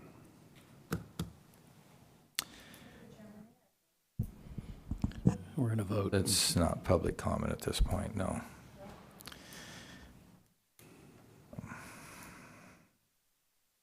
Yeah, it is crucial that the public understand, because right now, if you knew the dangers out at Palouse Falls and the lack of coverage in those areas, you would be very, very cautious. So at this point, I'll ask for a vote. It's all in favor of resolution 2024-0180 with a 2/10 of 1% tax for 36 months, followed by a 1/10%. Signify by saying aye. Aye. Aye. Aye. Motion passes. So that will go on to the ballot. Thank you. Moving on to commissioner updates. Mr. Baumann. Yes, Mr. Chairman, thank you. Had the chamber luncheon last week, and there was a presentation by TRIDEC, Visit Tri-Cities, BFCOG, and the Regional Chamber of Commerce on kind of 4 different proposals that they'll each work on somewhat individually, but be supported by the other. And I really appreciated seeing the unity amongst those four entities. It was refreshing to see them working to figure out how that they can empower each other. And I just really appreciate seeing that effort by those and the leaders of those different organizations. It was just refreshing to see. The BCES Executive Board, and is Mr. Atwood still in here? He is not. So just wanted to share just a minute about that. So a number of us had asked for kind of what a working plan or a timeline might look like of a consolidation and to turn that into a standalone entity. And so Mr. Atwood put on the afterburners and delivered a month earlier than he had first anticipated delivering that. And so he put a kind of a working plan together. And in a nutshell, there's stuff to, if you would like to see it, that we can get. But to put it in a nutshell, they believe that we could put into motion a 1-year timeline that would stand up CCOM into a standalone agency by January 1st of 2026. I believe that would help with a lot of the players that was there that spoke agree with me that making that a standalone agency would simplify a lot of things. As we talk about this communications tax, this 800 megahertz system, all of that would be eventually run by that standalone agency. And so I am definitely in favor of this becoming a standalone agency and would look forward to them bringing us some more information so that we can get this timeline and this roadmap underway, headed for January of 2026. Some of the questions that I asked during that were, is it, as we stand up this 800 megahertz system with the infrastructure and radios, if we were to do that jointly side by side while we make this a standalone agency, would that complicate one or the other? And they resoundingly said they did not believe it would complicate it, and they believe that if we can get this to be a standalone agency, it will be helpful and make processes work better in all areas. So definitely wanted to share that. Had a fantastic opportunity last Thursday to have a barbecue and spend some time with our Public Works Department. Thank you to everybody that was there and everybody that works so diligently to make our infrastructure what it is today. Sometimes we ask you to do a lot with a little, and so just really appreciate it. From the office staff that was there to all of the different departments, it was really exciting to get to be a part of. There was some prizes handed out, and they decided from amongst themselves who got the prizes, and I really appreciated seeing that. And so the person that nominated somebody for a prize was asked to say why they were nominating that person. And there was everything from somebody having a great attitude on the crew every day to somebody always taking more than their share of the load. And it was really neat to see all the different people talk about each other and the different team members and what they brought to the team. So thank you to our Public Works Department and everybody that makes it what it is and works so diligently on behalf of our great community. Of course, had our meeting with Eric Johnson last week. Look forward to getting to the finish line with him and him becoming our interim county administrator. Had a kind of a short notice called meeting with Legislative Steering Committee of WASAC, and it has to do with a lawsuit about the Department of Children, Youth, and Family Services and the state going and basically shutting down the access to those facilities to the counties and everybody that has access to them. And there's I've got a paper here if anybody would like to see kind of what that is, but the WASAC voted to file a lawsuit against DCYF for the actions that they took. They are making decisions that affect all of the counties, in some cases severely, for things that our community pays for, and so have information on that if anybody would like to see that. Had a meeting last week with a veteran that reached out to me that is concerned about access to legal services in Franklin County. And so spent a considerable amount of time with that veteran and working through and trying to get them some additional information. Had a great meeting with our lobbyist to Olympia, Water Street, talking about 2025 legislative priorities and how to begin now to start to prioritize and work in advance of next year's 105-day legislative session in Olympia to have Franklin County adequately represented. And then other than that, lots of calls and collaboration with staff and others on everything from this communications tax to the 800 megahertz system to mental health services in our community, and that's my report, Mr. Chairman. Thank you. Commissioner Didier. Yes, last Thursday we had our meeting with Mr. Johnson. Very thankful that he's willing to come in and give us guidance and help us get through this transitional period. Sunday, I took a trip to Asotin County, left at 5 in the morning and got up there about 9 o'clock to witness the Cougar Creek fire, which affected property that our family has up there that we had acquired here about a decade ago. And what I witnessed was a processional of firefighting vehicles were heading in at that time when we drove down the grade and then up to the fire, that 50 deep, four-door pickups, a lot of firefighters. And as we were going up the grade to Grouse Flats, they were going off to various areas, and as they were pulling off, I was witnessing a lot of vehicles sitting in there. A lot of people were out talking, drinking coffee and talking, and I guess strategizing. Got up to our property. It had burned, but it all hadn't burned. It had burned erratically, as a matter of fact, and there was a fire line that was put at the ridge. There was a complete steel structure that was all sprayed down with a fire retardant, and I don't know why they sprayed it down, because it was all steel. Steel building, steel tin, everything was steel, and there was nothing around it. There's gravel around it, but they sprayed it down. And talking with the neighbors up there, and then all talking with firefighters, find out that water trucks, one guy I talked to was from Montana. He come to fight the fire. He was sitting in the water truck, sitting in a parking lot. Water truck's full of water, $2,500 a day. Just got a post here that as of, I think it was Monday, $13 million has been spent fighting this fire, but yet it's still only 14% contained. Now this country up there is rough. You're not going to fight a fire in this rugged country.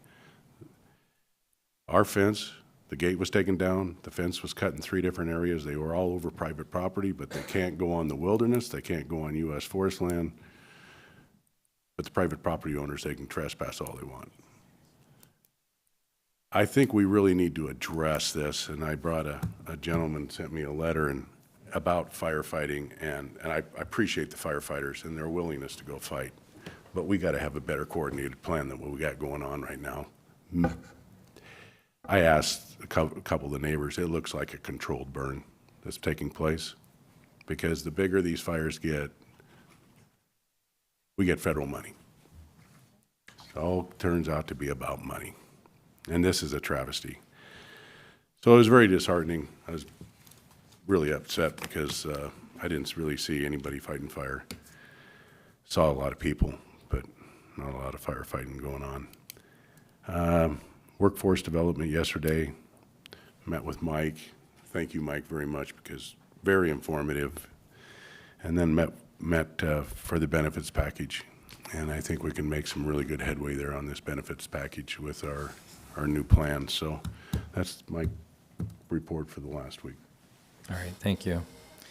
So this last week had several discussions on the communication tax, and it is in desperate need of being fixed. So also had several meetings with Eric Johnson, The one we had on Thursday overlapped with a couple other meetings that I couldn't attend because of the overlapping. So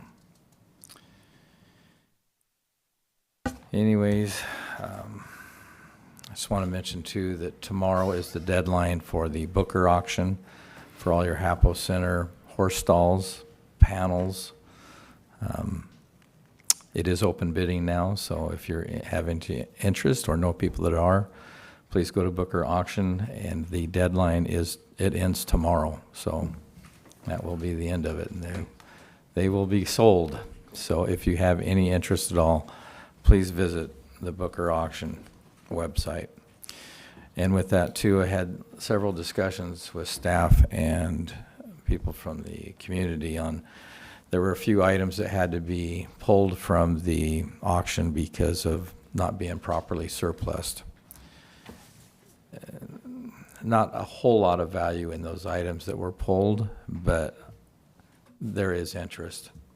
So my recommendation would be that we list everything that they found in the weeds and anything that had been bidding on the auction site, that we go ahead and declare them as surplus, and we will get them listed for sale at the next auction that's available.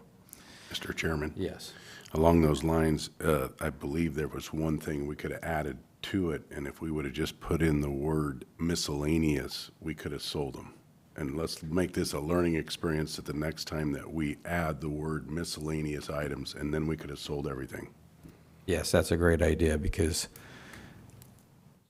there were a lot of weeds out there and a lot of equipment that sat there in the weeds unbeknownst and unseen for a long time. So it's a great opportunity and a learning opportunity when we surplus again, that we get everything listed correctly. I'm excited to see the cleanup out there at Hapo Center. And I'm looking forward to HWL and their plans out there for making that a success. So again, the Booker auction ends tomorrow. So if you have any interest, tomorrow morning, get on there, get your bid in, and bid high. So with that, we'll move on to public comment. Is there anyone in the room for public comment? If so, please state your name, and you have 3 minutes. Michelle Andrews, Road 77.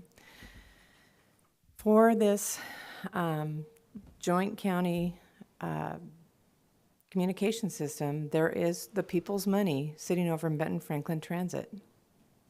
We've tried. We need a referendum.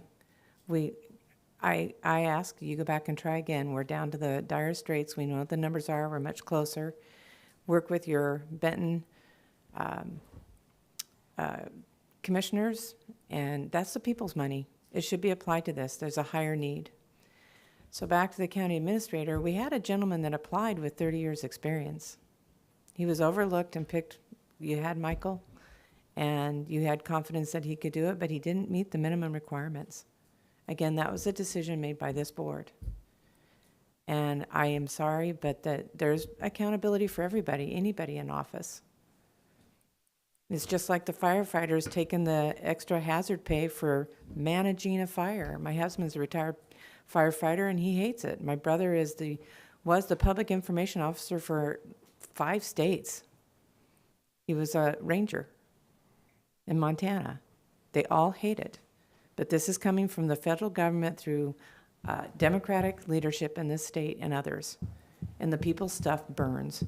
Never seen houses unprotected like they've been. So I agree with that. But we need to get a referendum on the ballot and give the people a real choice. A real choice. And where's our rainy day fund? I'm going to find out. Okay? Already put in the request. And we had mandates, unfunded mandates that were complained about long before, for decades. That was no excuse not to have a balanced budget. We started handing out raises before the end of the budget cycle. Started with 1 person. And then unions got involved. You got at least 4 that you're balancing here. And those unions, You know, people are not paid what they are worth in this county, and they still come to work. But they need a safe and comfortable place where information isn't leaked about employees or stuff going on the HAPO Center. And when people had a choice to vote, they made a vote in a primary. You guys ran $80,000 against that person. And the people had spoken. So we can't have it one way one day and one way another day. Okay? It upset me. I still value every single person on that dais, but accountability is not going to be restricted to conveniencing elections. This county is where I live. It's where my kids live. You want to know what it costs to pay that kind of tax on a replacement of a roof? A roof that costs $32,000? We know. We're going through it. Anyone else in the room for public comment? Do we have any callers on the phone?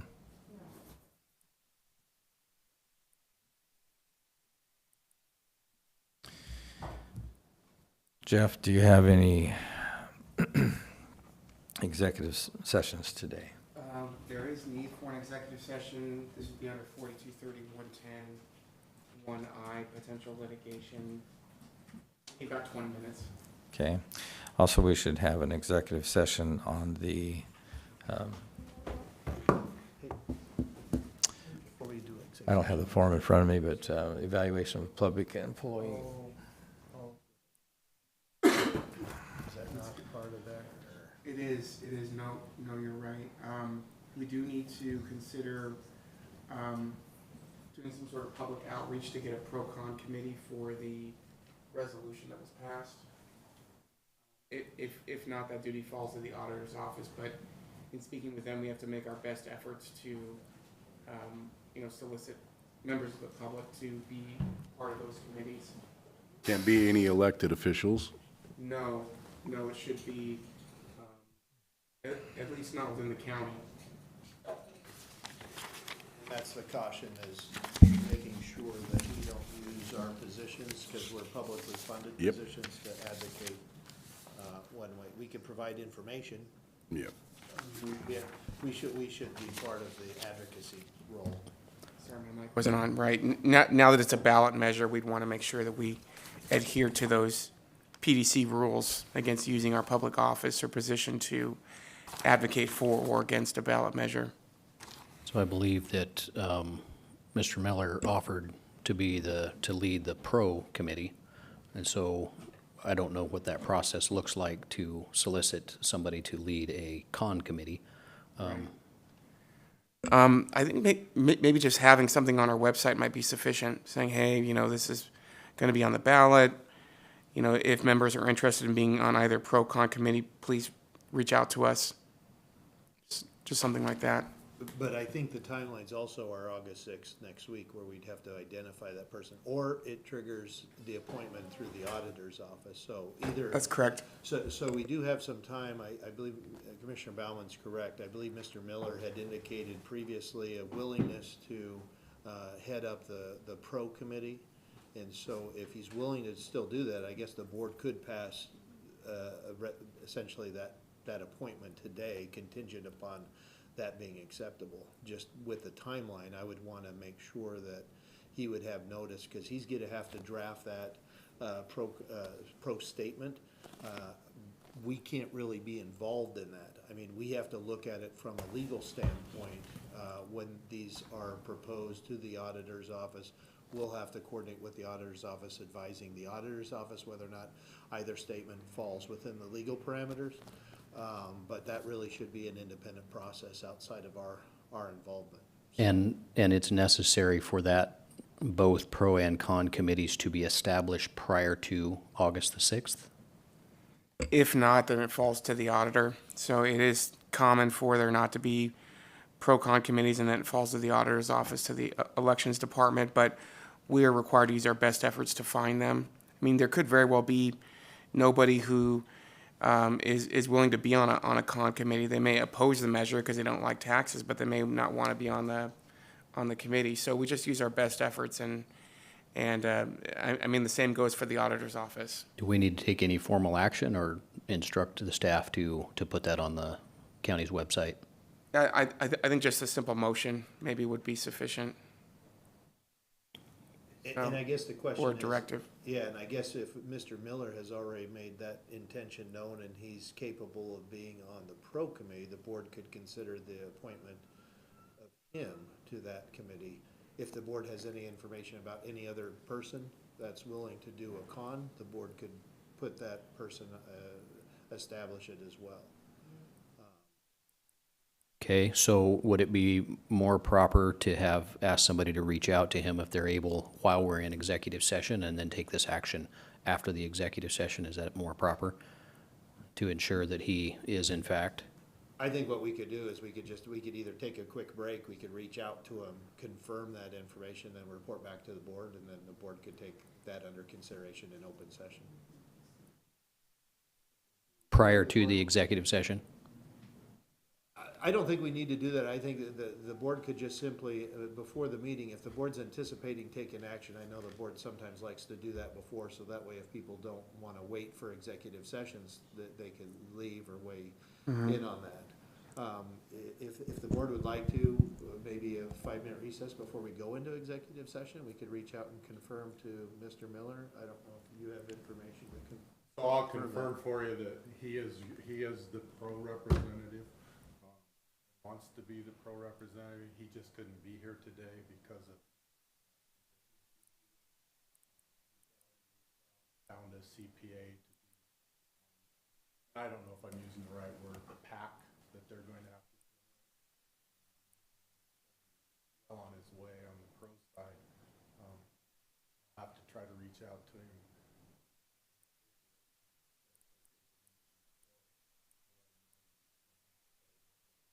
He's already signified to you that he's, He was here in front of you. okay. So, Then I say we just make the motion and put it in place. so let's do a motion then to amend the agenda, add this on, and then make the motion to appoint this gentleman as the member of the pro committee. And then I guess maybe a friendly motion to it, just so it's clear that the board is trying to fulfill its statutory obligations. We could also then, the board could take direction to put information on the website that the board is seeking.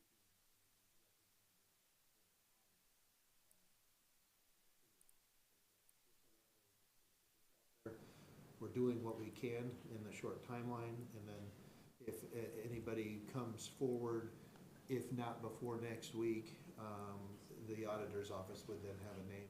Hey, this person's indicated. The auditor would then have the next step after August 6th to try to identify an appropriate member of the community on position. So just potential option out there for the board, just so you mentioned one thing about putting that on the website. So if the board wants to do that, the board could indicate that today as well, and then we'll just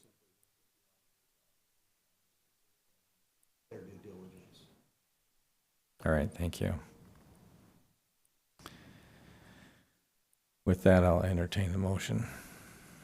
One moment, Mr. Chair.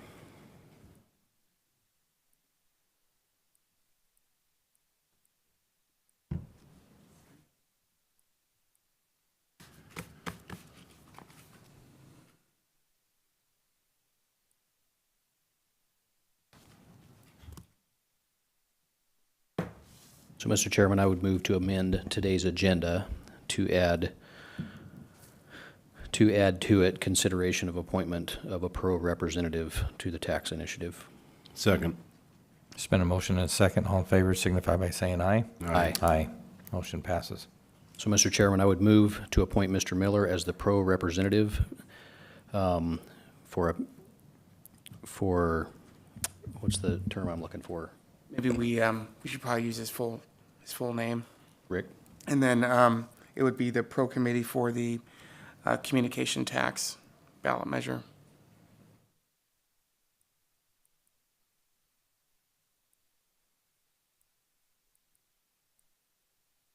I'm going to start over again. So, Mr. Chairman, I move to appoint Mr. Rick Miller as the pro representative for the committee on the tax initiative that will be on the November ballot and instruct staff to put on the county's website to solicit for a representative for the con committee. I believe it's Mike Miller. Sorry. I'm sorry, I said Rick. And I knew that was wrong, and I don't know why I did that. All right, Mr. Chair, let me try a third time. All right, third time's charm. So, Mr. Chairman, I move to appoint Mike Miller as the pro representative for the committee that will be on for the tax initiative that will be on the November ballot, and instruct the staff to put on the county's website solicitation for a representative for the con committee. Second. It's been a motion and a second. All in favor signify by saying aye. Aye. Aye. Aye. Motion passes. Thanks, Sean. Thank you. So executive session, I think we need to have an executive session under RCW Code 42.30.110, Section I, subsection G. Evaluate qualifications of applicant for employment review or performance of a public employee. Should take about 5 minutes. I think it's 1G. Yes, 1G. And then you also, is that the same? Ours is 1I. 1I Litigation. for 20 minutes. So at this point, we'll go into executive session for approximately 25 minutes. The time is 11:01. Thank you. And I would ask that the legal and the Board of Commissioners be present.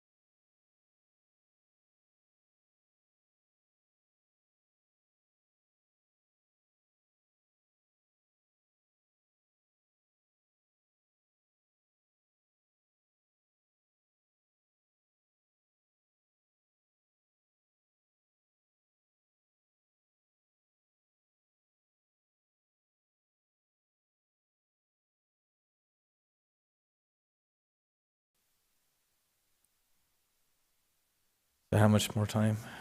20. Okay. So we've come out of executive session with no decisions being made. We're going to go back into executive session for approximately another 20 minutes. Under the same RCW code, the time is 10:28, so we will go into executive session for 20 minutes. All right, thank you. So we're going to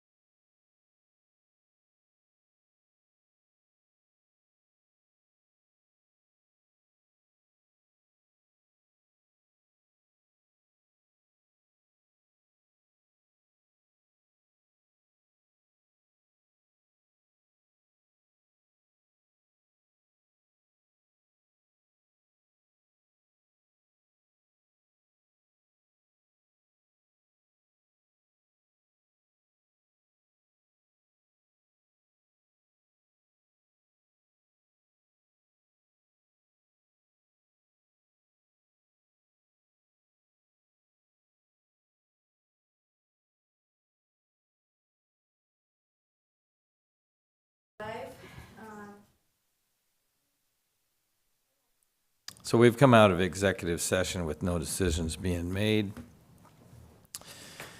Is there any further business for the good of the county?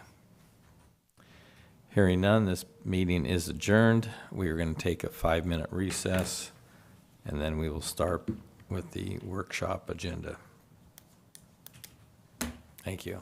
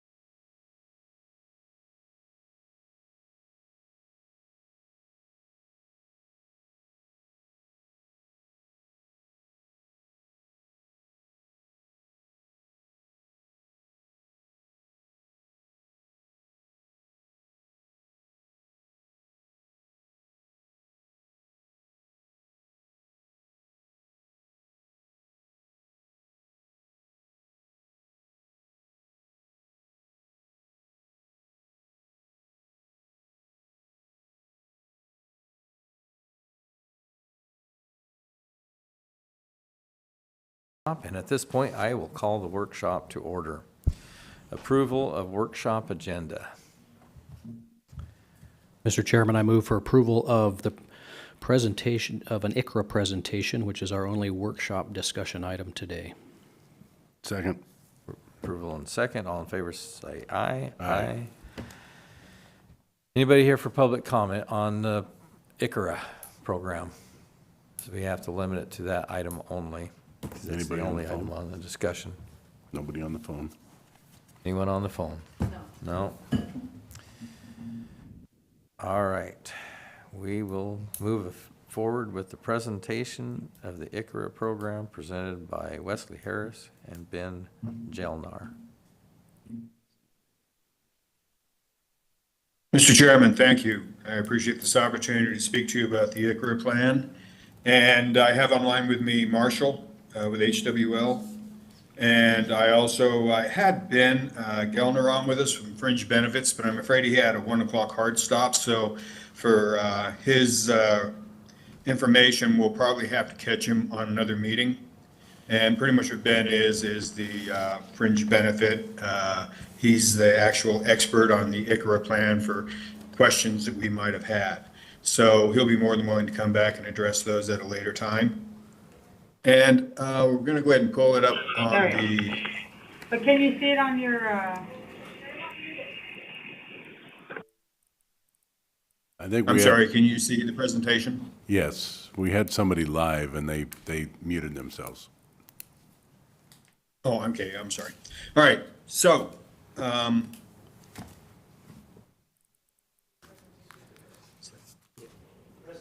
second, just make sure we have everything up here. See that? There we go. Can you see that now? Yep. Good. Okay, so I'm going to the second slide on there. And it's my disclaimer, of course. I'm not an attorney, as you well know. I'm not an insurance salesman. I'm here at the behest of Commissioner Dieter, who asked me if I could look into this and see if I had any recommendations, and that's what I'm bringing forth today. I am a shrimp certified HR professional, so I do know quite a bit about insurance and, administration of it through the companies. I do have companies that have about as many employees as we have here at the county, and I have administered this plan to them and through them, which makes me kind of a little bit of an expert on it, I guess. And also, I'm a board member, and I'm on the board for the IATSE Union Health and Pension and Welfare. That's the International Stage and Theatrical Workers Alliance. And so I do have views on both sides as far as being in a union and non-union and being on both sides of a CBA for negotiations. So I'm not proposing today that we're negotiating with any unions or talking about union employees. We're actually talking about non-union employees at this time. And then later on, I guess we can address, if this plan goes forward, negotiations. So pretty much, what's the problem? Well, we all know that, we had the consort, the Franklin County Strategic Planning performed in February of 2024. And they pretty much stated, and in quote, right, starting in 2024, the general fund budget shortfall is estimated to range between 3.5 million and 7 million annually. That budget gap is expected to reoccur every year for the foreseeable future. And one of the things that they talked about that was unsustainable and causing some of the problem, of course, is the VIVA contributions. They state is, very high contributions and unsustainable. So that's kind of where we focus this on. What can we do to bring down and bring ourselves into compliance with our budget, right? And so with the VIVA being one of the things they pointed out, we went there first. So on the next slide, we actually have the VIVA contributions that we've done. So this is actually the health insurance and VIVA cost. So the top lines you see there are VIVA medical, dental, VIVA sick payout. If you look across from 2019. Wes, the slides are not turning on our presentation screen. We're still on number 1 slide. Okay. There we go. Now we got you back. You have me, but not the presentation, huh? Right. I have Marshall actually running the presentation over here, so We got it now. Thank let me you. do. Yes, so he's on it now, right? So on that, in 2019, we had 1,324,000 in contributions, and up through today, Here we go. is that better? Yeah. I'm sorry. And up to today, we're at 2,495,000 or 2.5 million in Viva contributions. So it has grown at a phenomenal rate. And so on the next slide, you'll see that our total cost breakout for 2024, our total health insurance estimated cost is 5,305,000. The actual medical cost is 2,810,000. The VEBA, the Voluntary Employee Benefit Association plan, is 2 million, pretty much 500,000. So we're paying almost as much in VEBA as we are in total medical plan. This is what they meant in the contour, that we have a very exorbitant VEBA. So if you kind of look at the cost increase, the medical cost, even though it's gone up dramatically since 2019, it's only gone up 27%. Our VEBA cost has gone up 53%. So it is almost twice the rate. And the VEBA is going to continue to grow at this rate till it passes the health insurance cost itself. And at the continued rate, it will be at about 4 or 5 million in 3 years. So one of the things we wanted to look at was the health insurance cost per month, and it's pretty much broken down to about $1,600 per month per person. Approximately $800 for the VEBA and approximately $800 for the health insurance. So what is the problem with the VEBA? Well, there's no problem with VEBA. If this was my VEBA, with me being in business and being a for-profit company, the IRS would have been down on me so fast I can't even tell you, because it's overfunded. They would consider this to be, attempting to not pay taxes because I put so much into the benefit plan. In other words, the VEBA is supposed to be there to offset insurance costs that aren't covered by insurance. We have $10 million, $10,709,000, and the VEBA right now, and that's growing at the rate of 700 to 800,000 per year. Now, if you kind of went to the employees today and said, hey, look, we've got $10 million in your VEBA plan, and if they're allowed to cash it out today, how many of them would say, give me the cash? But seeming the only time this can be used is in association with a health or a certified medical problem that is covered under the VEBA. There's only a small portion of it they can use. So the VEBA, the utilization of the VEBA for 2024 is approximately 1,684,086. So they're only getting utilization of approximately 16%. In other words, $16 on the 100 is actually the benefit that they're actually receiving. And it's actually less than that, because you see here the inactive employees are getting claims of about 256,000, almost as much as the active employees. And so you've got to ask, how does that happen? Well, it happens because once they're no longer with the county and employed by the county, whether they retired or they've left employment, they can now use the VEBA to pay for all their insurance, to include buying the insurance. So they can actually be buying, their insurance cost is covered now. So the one way that they've managed to get their VEBA back is by going ahead and paying for their health insurance with it. So VEBA is kind of a limited access fund. VEBA and HRAs are typically restricted to funds under certain conditions are met, and usually medical. So this can limit the flexibility of employees who may want to access their funds sooner than they need for other financial needs. So they're just restricted to certain types of medical expenses. So deductibles, where they have certain amount of deductibles they have to hit, or they're not covered by the medical insurance, then they can put them in there. And so a lot of time the 20/80 coverage, things like that. So it's not very accessible or very usable, and that's why there's such a small utilization of it. And this is one of the major costs for the counties. And we kind of look at this going, well, this is an employee benefit, but are the employees really benefiting that much from this Viva program? Or is there something else that we could do? So the planned growth for the Viva is way overfunded now. So the Viva is generally supposed to be utilization within a year or two, in accordance with the IRS.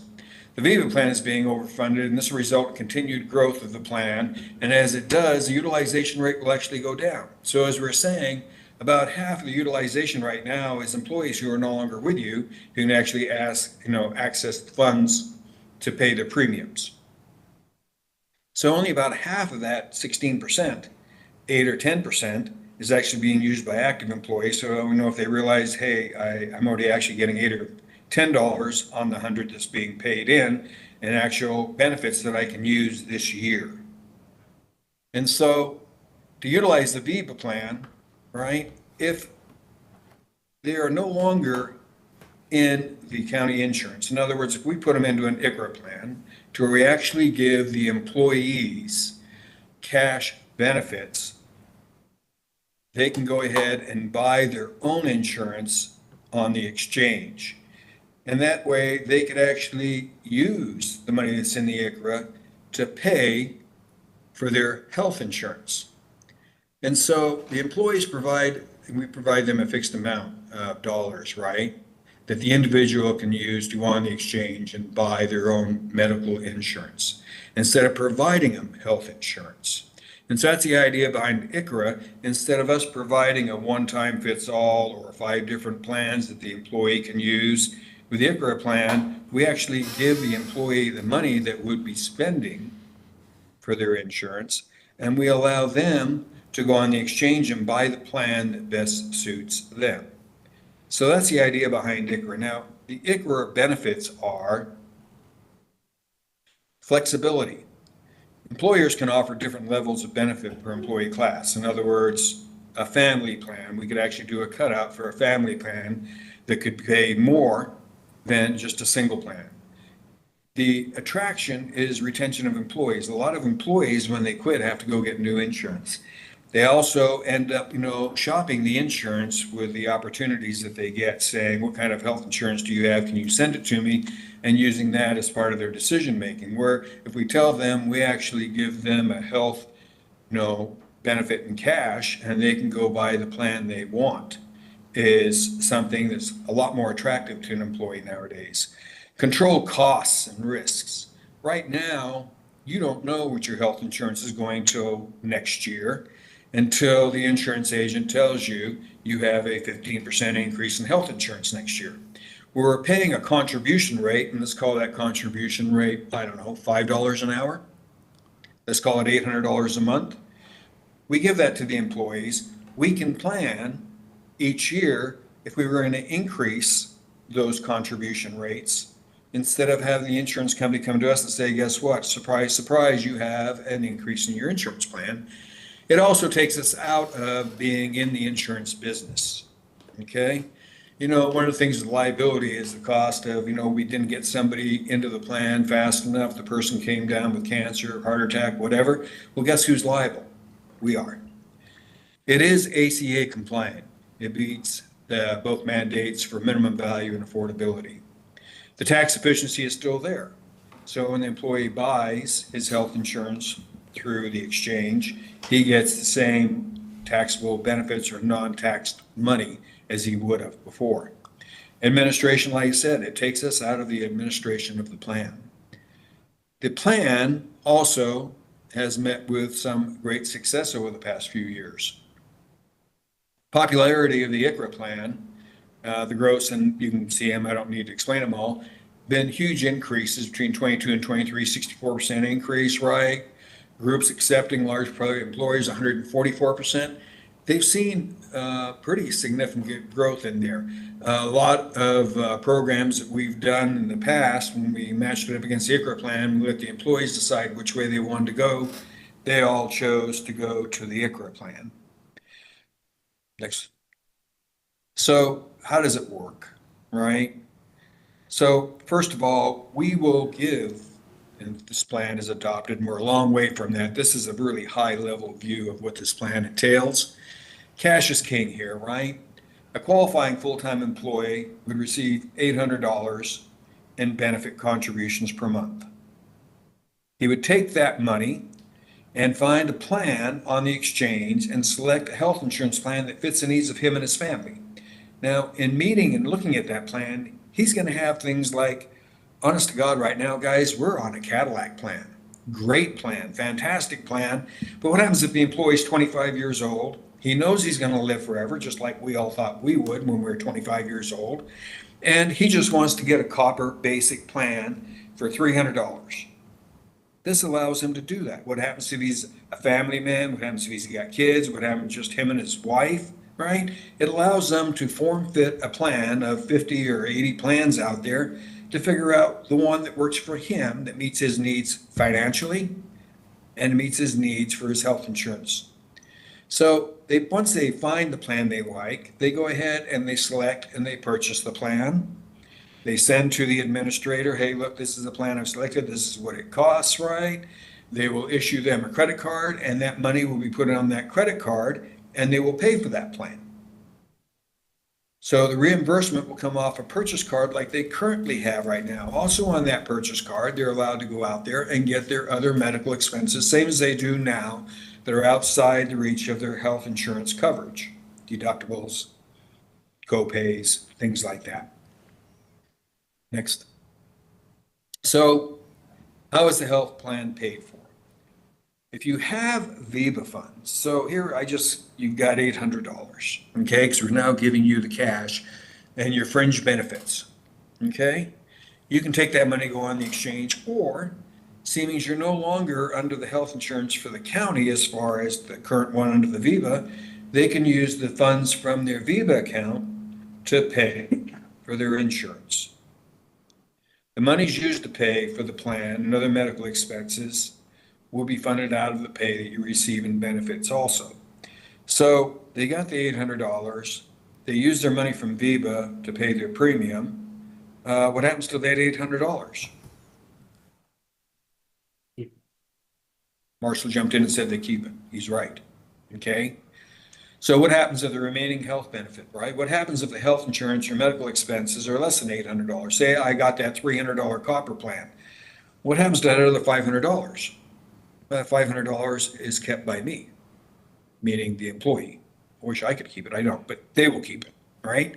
And so what if my VIVA covers all the insurance and medical costs? Do I get to keep the entire $800? Yes, if they choose to. What happens if my wife has coverage, right? And I don't need to buy an additional coverage. Do I get to keep the money? Yes, you do. So what this ends up being is we have this problem that we're spending a lot of money on VIVA and we're getting very little in return on it and currently. And like everybody said throughout the meeting today, times are tough. Times are really tough. And there's not as much disposable cash as there is. Cost of living has gone up, 25%, depends on what number you look at. But however, the wage has gone up to meet it. Well, they haven't. The Consular plan also stated in there that we're not keeping up with surrounding counties and what we pay, and we're not. And the thing is, so if we're looking at the cost reduction in VIVA and more utilization, instead of getting 16% that they can use out of the $800 we can put in, what happens if they have the opportunity to get a lot more? This would be cash in pockets of people today who are more worried about paying their car payments, their house payments, and their grocery bills than they are about some future VIVA that they may be able to use, 16% a year or 8% a year or 10% a year going forward. So this is the proposal that I gave to employees that I had. How do you want to receive this? And overwhelmingly, they said, no, we'd rather eat today than have benefits, someday in the future. And so this is why I suggest this plan, because one, the VIVA, I don't think gives us quite the benefits that we could get. And by putting employees on the IKRA plan, it gives them the opportunity to buy the insurance they need, that they can take with them. It helps to close this pay gap. And this pay gap is one of the causes, I should say, that the county currently has a 30% turnover rate in employees. That's huge. 1 in 3 employees will be gone in a year. There's something wrong here, right? And if that thing is that, we need to pay to keep them before they go to other counties and stuff. This is an opportunity to try to close that gap and get more retainage of employees. The current cost of the Viva is unsustainable any way we look at it. Could you go back one, Marshall? So it's unsustainable, right? So we can't keep it. So what is our opportunity? We got a $3.5 million shortfall. Are we going to start laying employees off? Can't reduce their wages anymore. So what do? So we've got to stop paying into a Viva plan, which I've got to say is not really contributing that much to the employee's current benefit today. The county chooses to use the IKRA plan, the employees would be able to use their Viva funds to pay for premiums and health insurance, meaning they'd be able to keep more and more of the health benefit that you would be paying them. The employees would be able to keep the majority, if not all, the benefit pay. This would also allow employees to be able to choose the insurance plan that best suits them or their families, or if they're not taking an insurance plan because a spouse has it, or they're on Social Security disability, or they've already retired, or they're on Medicare and stuff, allow them to have that money. And going down and trying to figure out what our cost reduction and the real hard numbers of this is, if the county stopped contributing to Viva, there'd be about a $2.5 million annual reduction savings. Employee benefits contribution, we'd pay about $800 a month per full-time employee, which come to about $2.4 million to approximately 300 FTEs. Now you got to remember, there's actually 600 people in the Viva right now because 300 of them aren't working, okay? Which means we're not contributing. So that money is still there. It's based on the individual, so they'll always have that money. This $400,000 would be needed to pay for the additional approximately 10% of matching taxes. In other words, if we're paying this to the employees, there's FICA, workman's comp, and unemployment that has to go with this, okay? So that $800 a month is a little more than $800. And that's why, we need the additional 10% there for matching FICA, workman's comp, unemployment. And so this would come to about, $240,000. This would leave sufficient funds to pay for the administration of the plan. The administration of this plan would be about $50 per month to the third-party administrator. In other words, they send in the bills. The third-party administrator does everything. This is pretty much a hands-off program. You don't really have to be involved, and the administration of it is handled through the TPA, third-party administrator. The payout benefit contributions to the employees would be about $800 a head, coming to $2,400,000. Matching taxes, because we're paying them in cash, is $240,000. Administrative third-party cost is $180,000, so the total cost is about $2,820,000. We're currently paying $2,810,000. We anticipate and estimate this would be about a $10,000 increase per year. Now, some people have come up and going, what about the families? What about the people who are paying $1,600 a month and no money's going into the Viva? You can go ahead and take down the slide. And no money is going to the Viva. Well, that's already built into the health insurance costs that we currently have. That $1,600 is already in there. That would be maintained. Okay? So they would still get what they have today.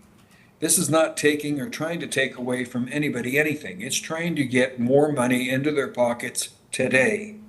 Okay, through contributions that they can actually see on a monthly basis, that they can use today.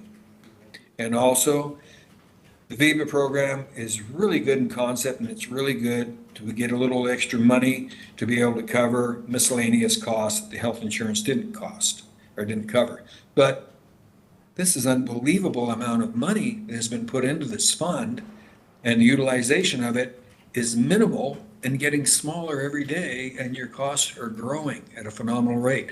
I don't think the Viva is such a great benefit, okay? But I think cash is. And so that's kind of my proposal.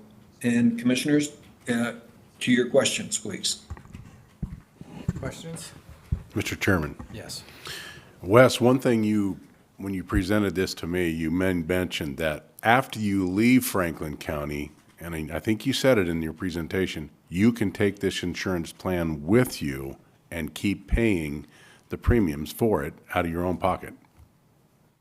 Commissioner, that is a fact. That's one of the advantages of having this health insurance, is you take it anywhere with you. You can continue on your health insurance. We've all had to go through the drudgeries of having to change health insurances. I recently, this year, had to change my health insurance for the same reason. It's not that I left the job, it's that the insurance company actually dropped our group because of extensive costs, forcing us to go into this IKRA program, which now we look back going, that was the best thing we ever did. But yes, now the individuals can take that with them.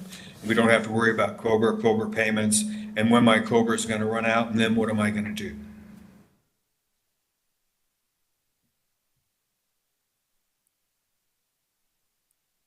Thank you. I think I understand it well enough. I don't think that I have any questions at this point. And I don't have any questions. Commissioner Mullen, I see there's participants. Is there anybody in the crowd that would like to ask some questions? Because this is going to affect all of us.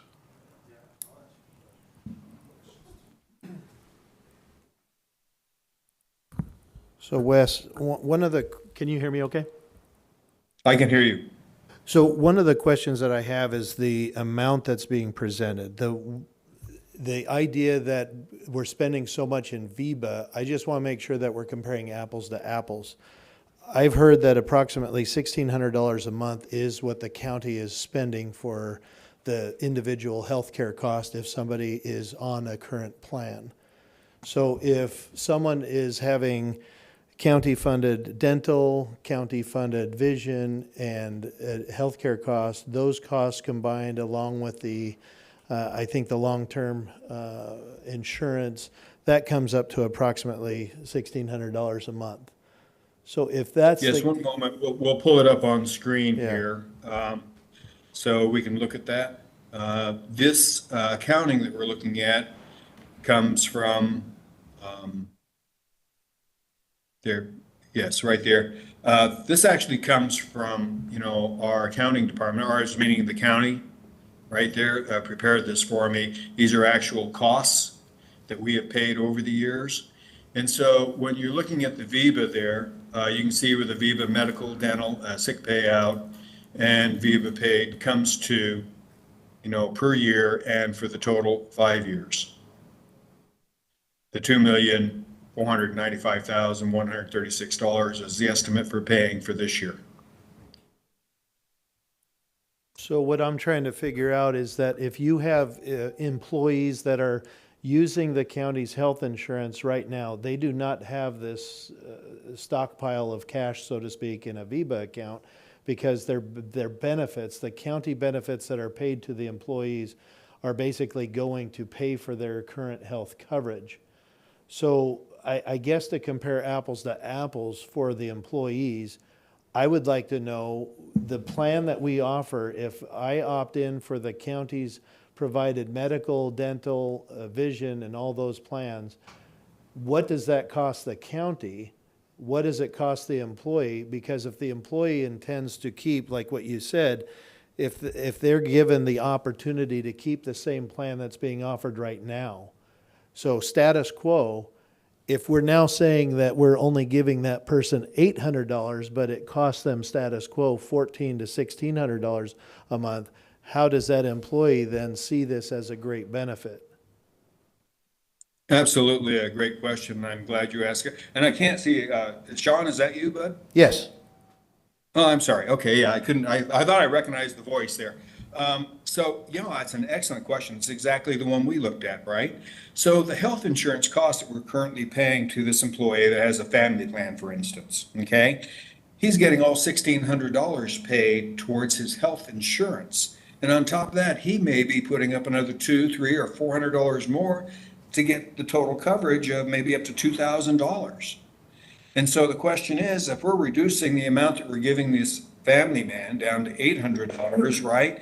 Isn't he, going to be in trouble? Yes, he would. But that's why what we're doing is the $1,600 we're currently paying on his health insurance is actually already accounted for because there was no VEBA, so it's already accounted in these numbers we have. We would continue to contribute $1,600 to that family plan. We would continue to contribute to any of the family plans up to $1,600, and it is already accounted for in the medical that we're currently paying. So there's disparity between a family man and a single person. So they will start getting the benefits, of $800, right? And if they use less than that money, they get to keep it. But if they use over that money, we still contribute up to the $1,600 mark, or if the county sees fit to increase that to whatever level they increase it to. But that money is already accounted for, and that situation has already been considered, and we would continue to contribute $1,600, I'm sorry, to that medical plan. So really what this is. How would that look? And just to kind of break that down for you, right, the $800 in their paycheck, when they send in their bill, it would say $1,600 to the third-party administrator, right? That would be applied to their account. The $1,600 would be applied to their account? That is correct. They would get up to $1,600 to cover their health insurance cost. So if we're going to continue to pay up to $1,600 towards their insurance cost, which is almost status quo, I guess I'm trying to figure out how is that saving the county money, as well as it sounds like it's giving the employees a little bit more potentially flexibility, but how is that showing a cost savings if everybody opted for going with a county provided plan of $1,600 a month? That would result in zero savings, correct? That is absolutely correct.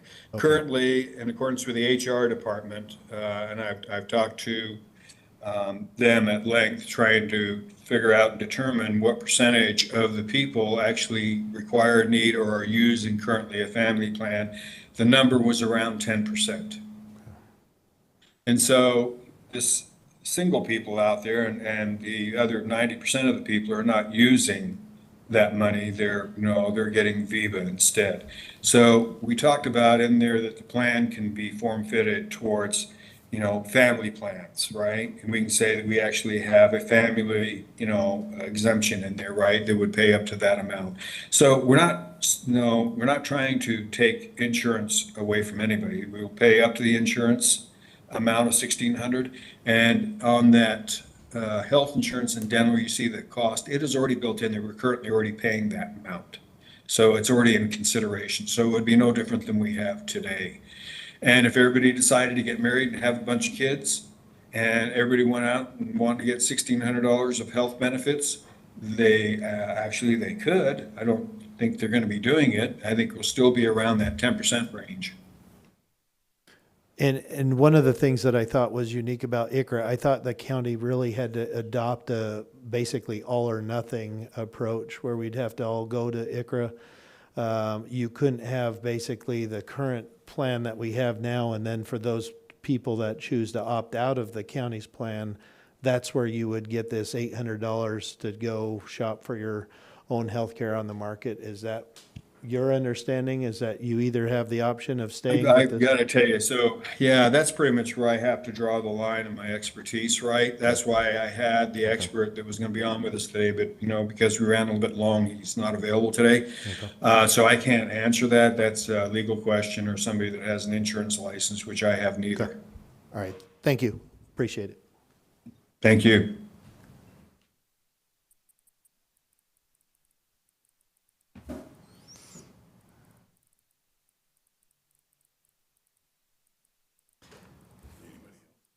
The only question I have is I don't deal much with insurance as far as my family, but it seemed like the last time we checked into Obamacare, 6 years ago or whatever it was, for me and my wife was $2,500 a month.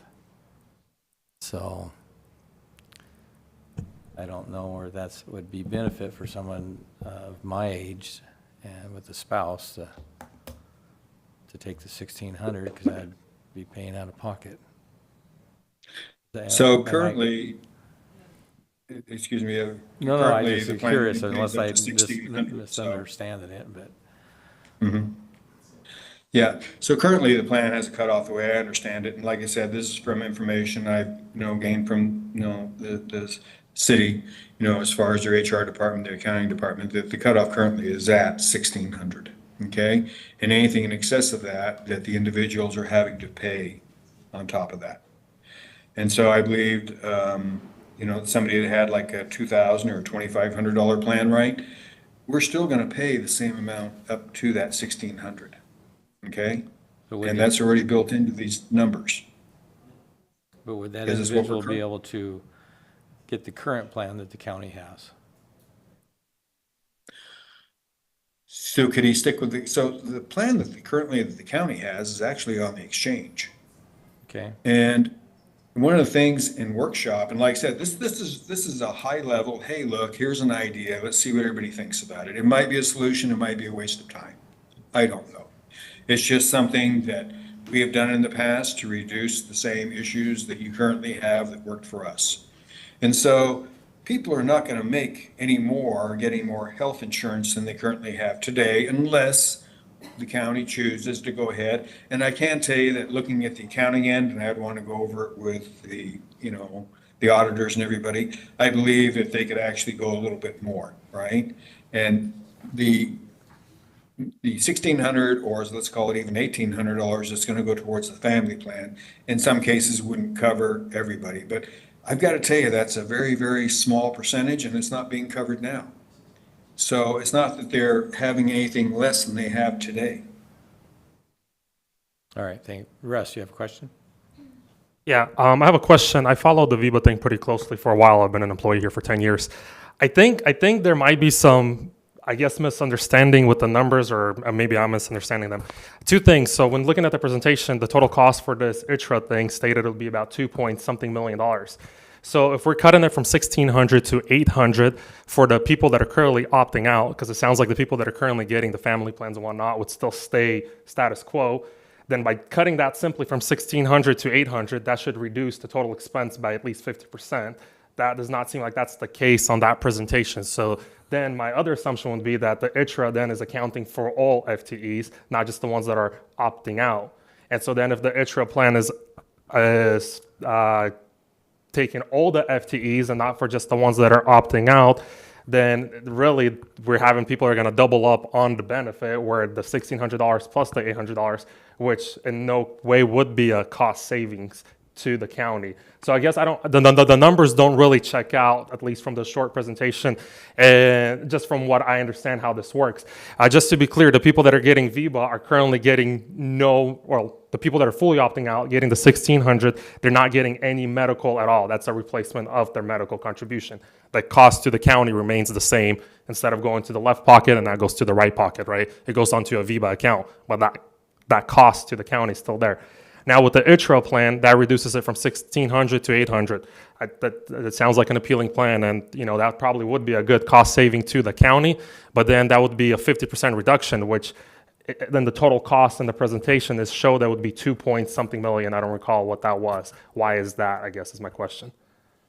It goes from the total cost of this sheet to the 2.8. So that was an awful lot of questions there. Sorry, I'll break it down one by one if I have to. But I kind of break it down. So, as far as the current cost of the insurance, right, the people that are getting $1,600 paid, okay, under the health insurance, right? That health insurance cost includes everybody that's getting health insurance, to include the people that are getting 1,600, okay? And so we're not proposing to take any of that health insurance away. Does that answer one of your questions? Yeah, I get that part. Yeah, okay, and then under the VIBA, right? The VIBA is, is what is not being paid into health insurance is overriding into the VIBA program. And so that cost right there is what's currently going into the VIBA that has built up that $10 million in reserve that we're talking about. And the idea is how much utilization, how much are you actually benefiting from that $800 a month that's being paid into your VIBA in your pocket this year? Yeah, I agree with that. I guess the part that I don't follow is, so our total cost for 2023 was $2.426 million going to VIBA, because the contribution to VIBA for a benefit that we're arguing that is not as useful is $2.4 million. Now let's say we reduce that $1,600 contribution to IKRA, which would be $800 a month. Wouldn't that 2.4 in simple math be cut in half, and wouldn't that cost to the county then be $1.2 million? Because now we're contributing 800, not 1,600. That's the math that I don't follow. I guess I'm not following the question. Hold on, Marshall, you want to go ahead and jump on this? So can you guys hear me still? Yeah. Let's go ahead. Can you hear him okay? Yes. Go ahead. I guess I'm not understanding the So question. do you see the screen that's being shared still? Yes. Okay, so there's two separate numbers. Both of them are roughly 2 point something million, right? Yeah. The cost to the county is actually both of those numbers, the insurance cost as well as the VIVA contributions. So by basically shifting to a reimbursement program, you eliminate one of the two of those costs. So the whole game plan is to reduce costs by roughly half, but that's I would say, like Mr. Harris said earlier, we're still very high level. But the quick math shows that it would be roughly a 50% cost reduction. Okay, that was my question, because then on the slide going forward, when we went through it, the total cost for the county for the IKRA one was also around 2 point something million. I think it was like 2 or 3 slides next, and so that didn't reflect that. Correct, Yeah. because there would be no insurance costs from the county's perspective because they're out of the insurance business at that point. That's accounting if there's no insurance cost for the county at all. On that 2 point something Because million. it would all be healthcare reimbursement, right? The whole, one of the primary benefits that I think is important is that you owning your own insurance policy. You don't have to go on COBRA. You don't have to sign up for anything else after you either leave or you retire or something along those lines. If you want to continue in whatever program you've signed, whatever plan you've signed up with, you continue to carry that with you. Because it's your plan. It's not the county's plan. Okay, but then again, so then if that's accounting for everybody in the county with $800, then the people that are currently on plans that are $1,600, how does that take into account on that number?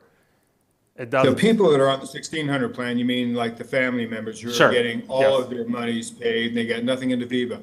That will still continue. We will pay up to the $1,600. That $1,600 is already accounted for in the health insurance costs that we're currently paying, because there's none of it going into the Viva. And so those numbers you see, that 2,810,000, includes the people that are currently getting the $1,600 a month. And we don't propose taking that away. We propose that they can still get up to that much.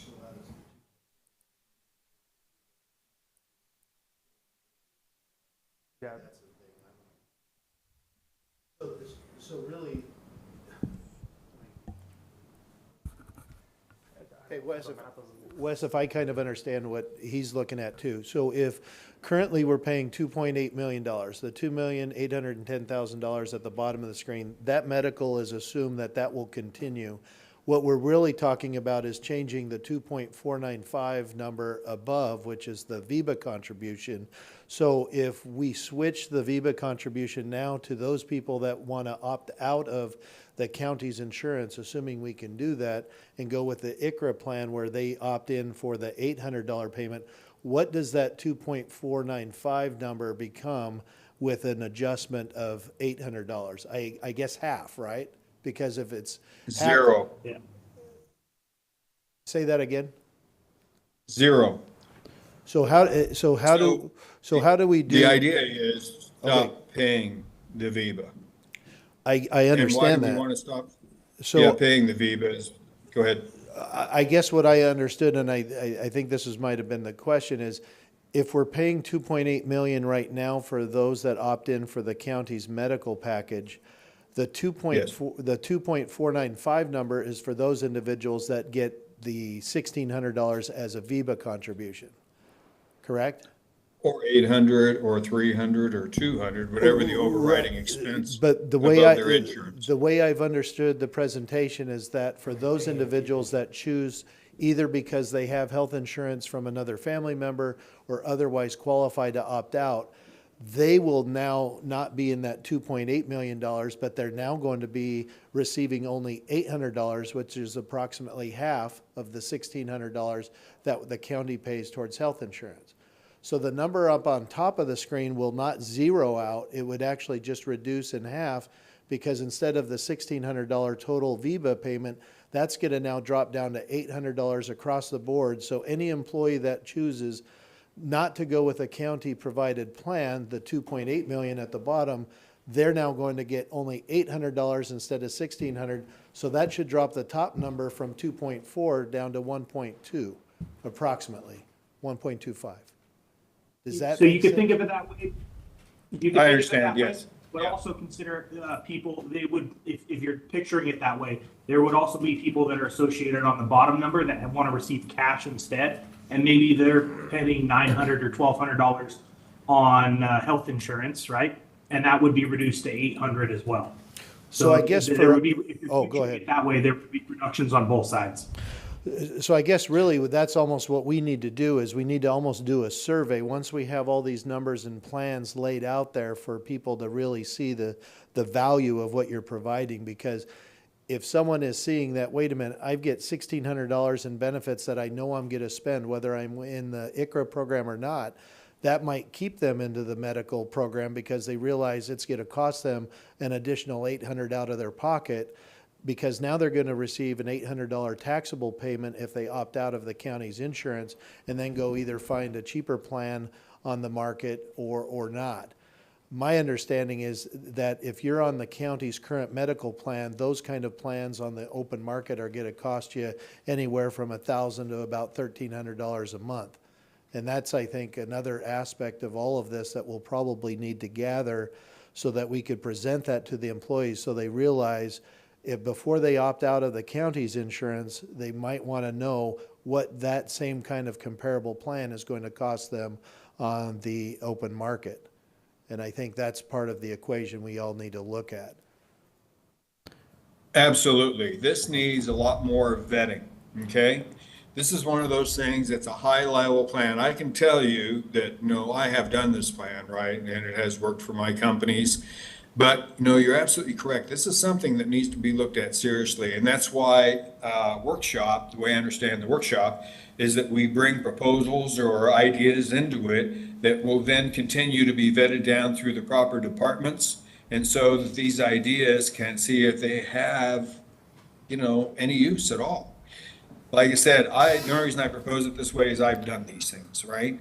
And as far as the employees, they need to make that same decision. As far as whether it's an all or none under the IKRA plan, I cannot answer that. That could be true, okay? With our employees, we generally had an 85 to 90% buy-in on the plan.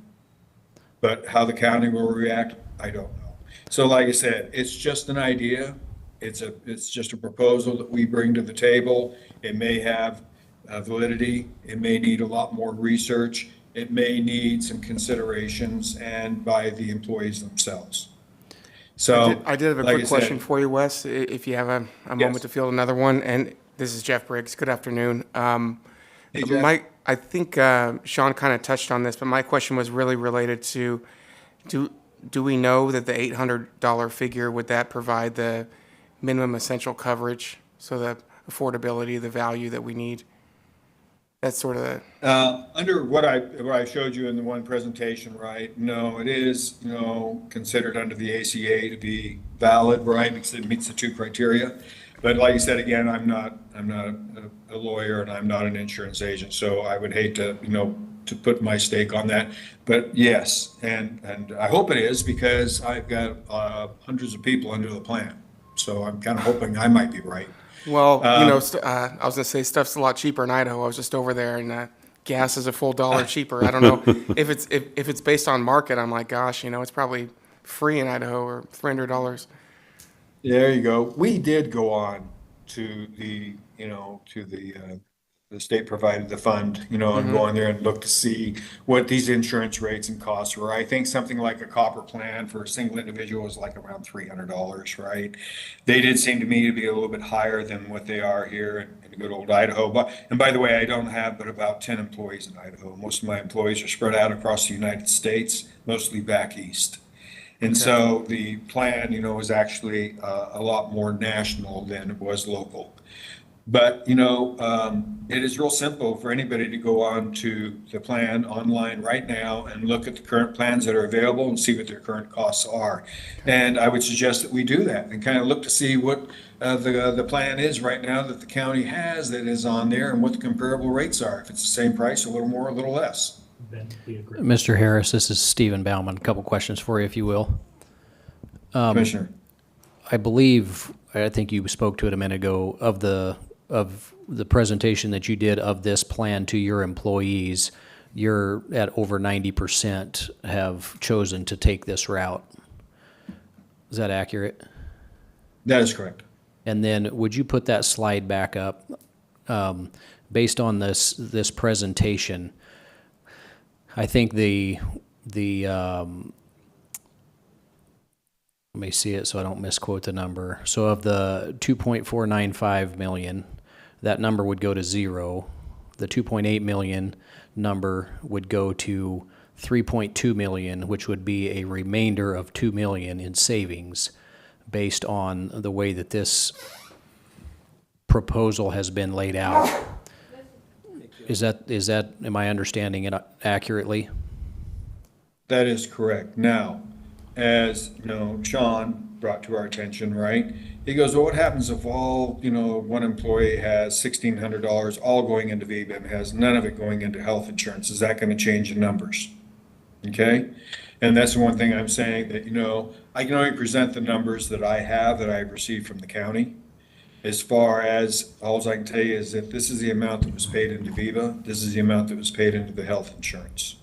Okay? And if, the person that had all $1,600 of his money going into VEBA, as Sean was pointing out, we're going to have to take that and put it down into the health insurance because we'll be paying them out that money. So pretty much, that's something that I don't think, I don't know how if that will have an effect or might have a great effect. But I think it's definitely something we need to look at. Yeah, and so then, as somebody that deals extensively in the health insurance world, it appears to me, not being an expert, that we have two plans, the VEBA plan and the health insurance plan, that incentivize the cost of the opposite plan to rise. And what I mean by that, it appears that we are incentivizing people that are the healthiest in the pool to opt out, therefore taking the full $1,600 in VEBA, which then leaves us with our pool being those that need it the most, which then causes the average cost of those that are in our pool to increase in cost. So both of our cost, both the VEBA cost on one side and the health insurance cost on the other side, appear to both be on the rise because they cause the opposite one to rise. Am I explaining that enough for you to answer? I would tend to agree with you, right? I don't have anything that I can base that on except common sense, right? And I would say that is accurate. We have found that when we did go onto the IKRA plan, that costs actually went down, and it's associated with the people being more responsible for the plans that they're actually in and feeling the pain of paying for them.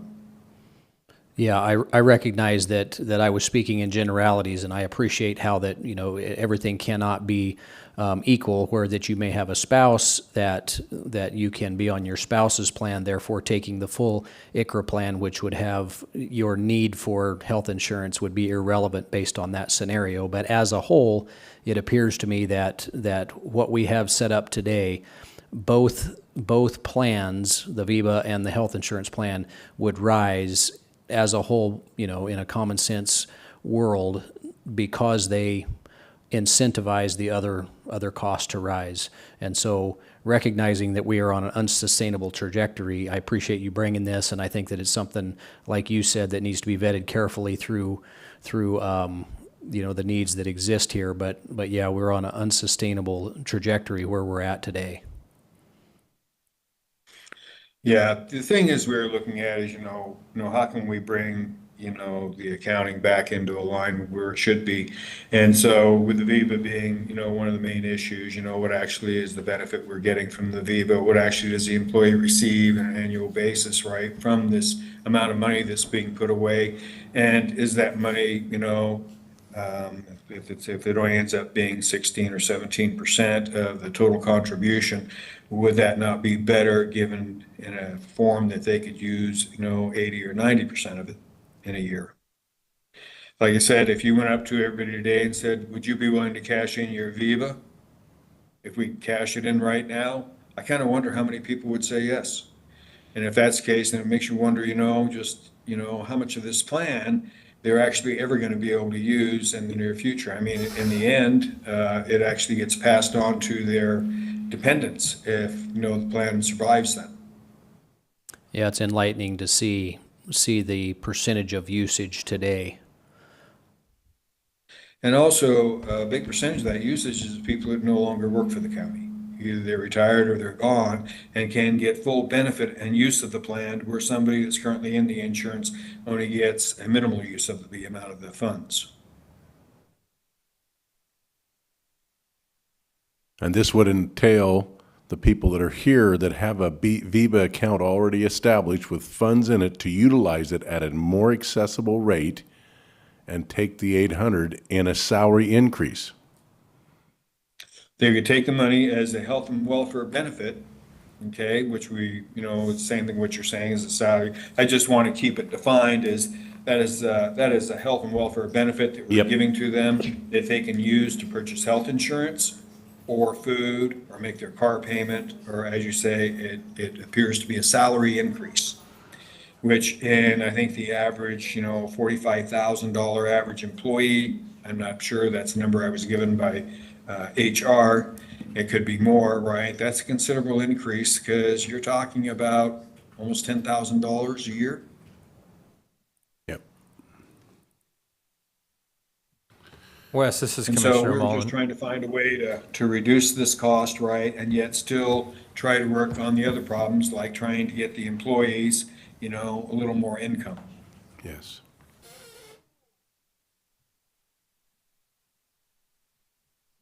I appreciate all the help that you've given us in this presentation, because you obviously don't have any interest in it, and we do appreciate how much time you've put in it. I guess my question would be is how we ever got in this situation. I don't know of any other entity that pays people not to take their insurance. The whole purpose of having a pool is that some people aren't going to use the insurance, so that lowers the rate for everybody in that pool.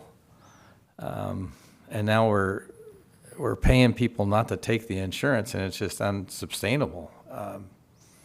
I think the biggest case I've seen in other counties is, they might, if you waive your insurance, they might give you like a $300 VIBA payment. And I can appreciate that, but to pay somebody the full amount not to take the insurance because their spouse has it just makes the insurance more expensive for everybody else that's in the pool. But unless you go to the IKRA and there is no pool anymore, and it all depends on whether the pool is actually a cost savings as compared to what it can be bought on the exchange. That's something that, we need to look at.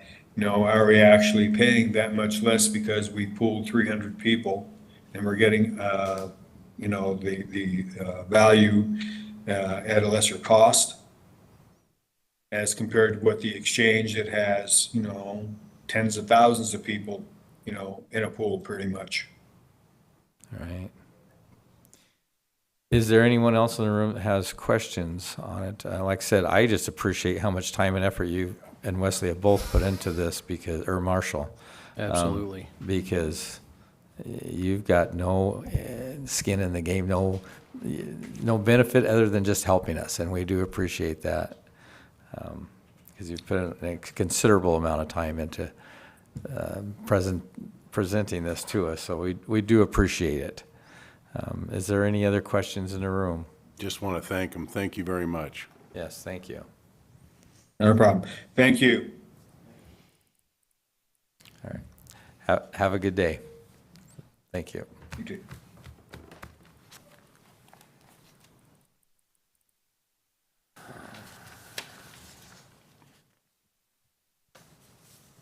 Is there anyone in the room for public comment?